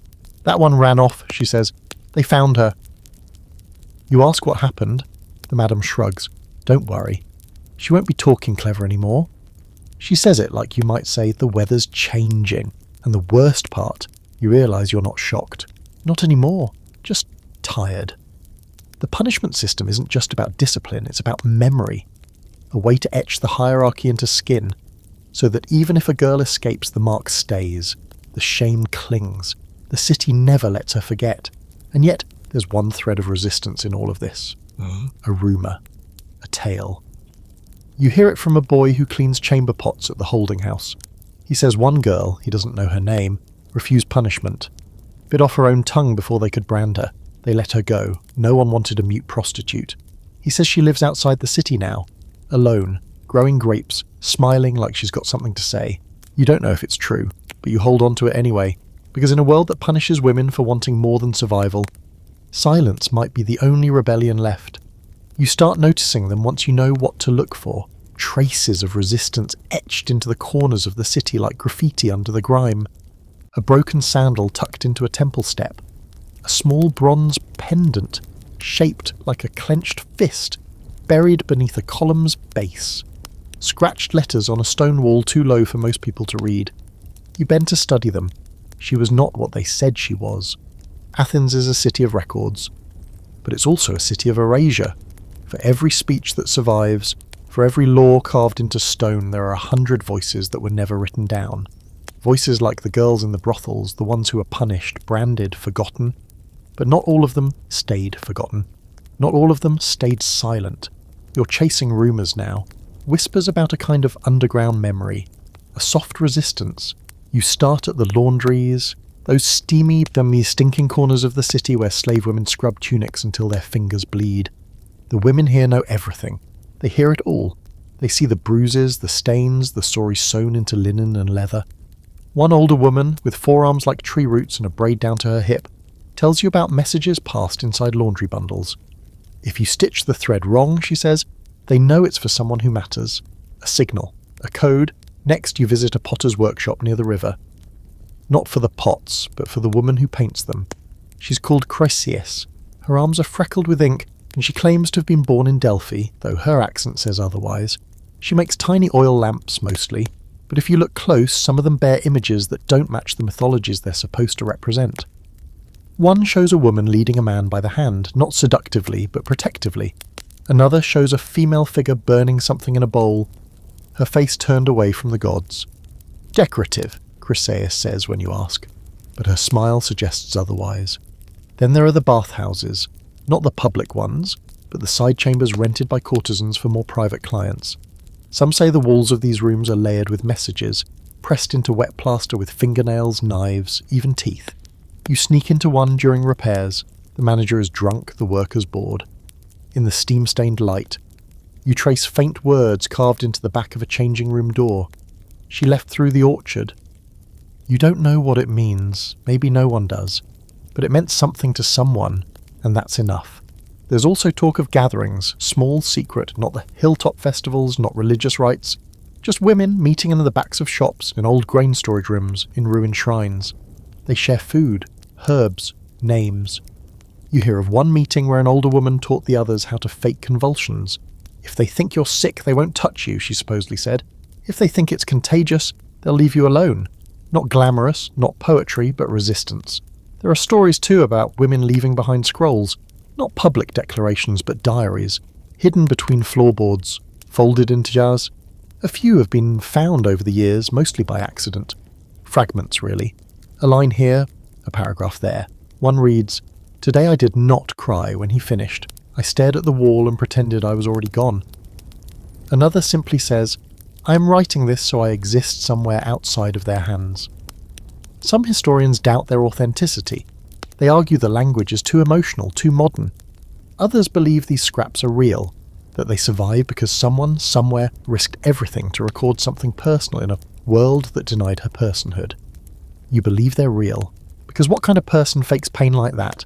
Who would invent that sort of stillness? One afternoon you visit an olive grove on the city's edge, rumoured to be a meeting place for former prostitutes who bought their freedom. It's quiet, peaceful, no signs, no altars, just low branches and soft dirt. A woman sits under a tree mending a sandal. She doesn't speak until you do. Then she gestures to the grove. "We planted every tree ourselves," she says. "One for each name we refuse to forget." You ask how many. She shrugs. "We stopped counting." She offers you an olive. You take it. It's bitter. Real. And for the first time in weeks, you realise something. These women weren't just surviving. They were archiving themselves, smuggling memories into the future, into places where the state couldn't reach, into stitches, into pottery, into scars. You think again of that rumour, the one about the sanctuary village by the coast and where foreign-born women escaped and built a life. You never found it. Maybe it doesn't exist. Or maybe it's right here, hidden in plain sight. A grove, a note, a painted lamp, a whisper loud enough to echo across centuries. You pause by the steps of a ruined temple on your way back into the city. Someone has painted something there in coal-black ink. It's nearly faded, but you can still make out the shape of it. A woman's hand, palm open, fingers spread, no name, no explanation, just presence. And in this city that builds monuments to men while burying the women who fed, healed, entertained and endured them, you realise presence is the rebellion. You're standing at the edge of the Acropolis now, looking down at a city you've spent what feels like a lifetime trying to understand. The Parthenon looms behind you, clean, proud, falsely sent. Tourists would call it beautiful, historians might call it legacy, but you, after everything, know it as something else, a monument to selective memory, to the kind of history that chisels names into stone while leaving bodies buried in silence. And somewhere down there, in the narrow, crooked streets below the gleaming temples and marble theatres, are the unmarked lives, the ones not taught in schools, not celebrated in plays, the prostitutes of ancient Athens, foreign and local, high class and enslaved, worshipped and whipped, touched and discarded, remembered only when men decided they were useful. You find yourself back in the brothel district one last time, not because you want to, but because it feels unfinished. The same broken signs hang from crumbling door frames. The same smoke curls from the chimneys. Some of the faces are new, too young, too clean to last long. Others somehow are still here, older, harder, wearing their survival like armour. One woman passes you, her eyes flat as slate. She carries bread and a small jar of oil.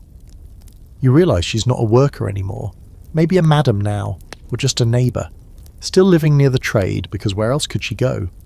You duck into the courtyard of a once bustling brothel. It's quiet now, almost empty. A cat naps on a windowsill. The smell of stale wine clings to the walls. On the far side, etched faintly into the stone near the doorway, are two names. You can barely read them. Timorette, Pythia, no dates, no titles, just names side by side, like a grave marker for the unnamed.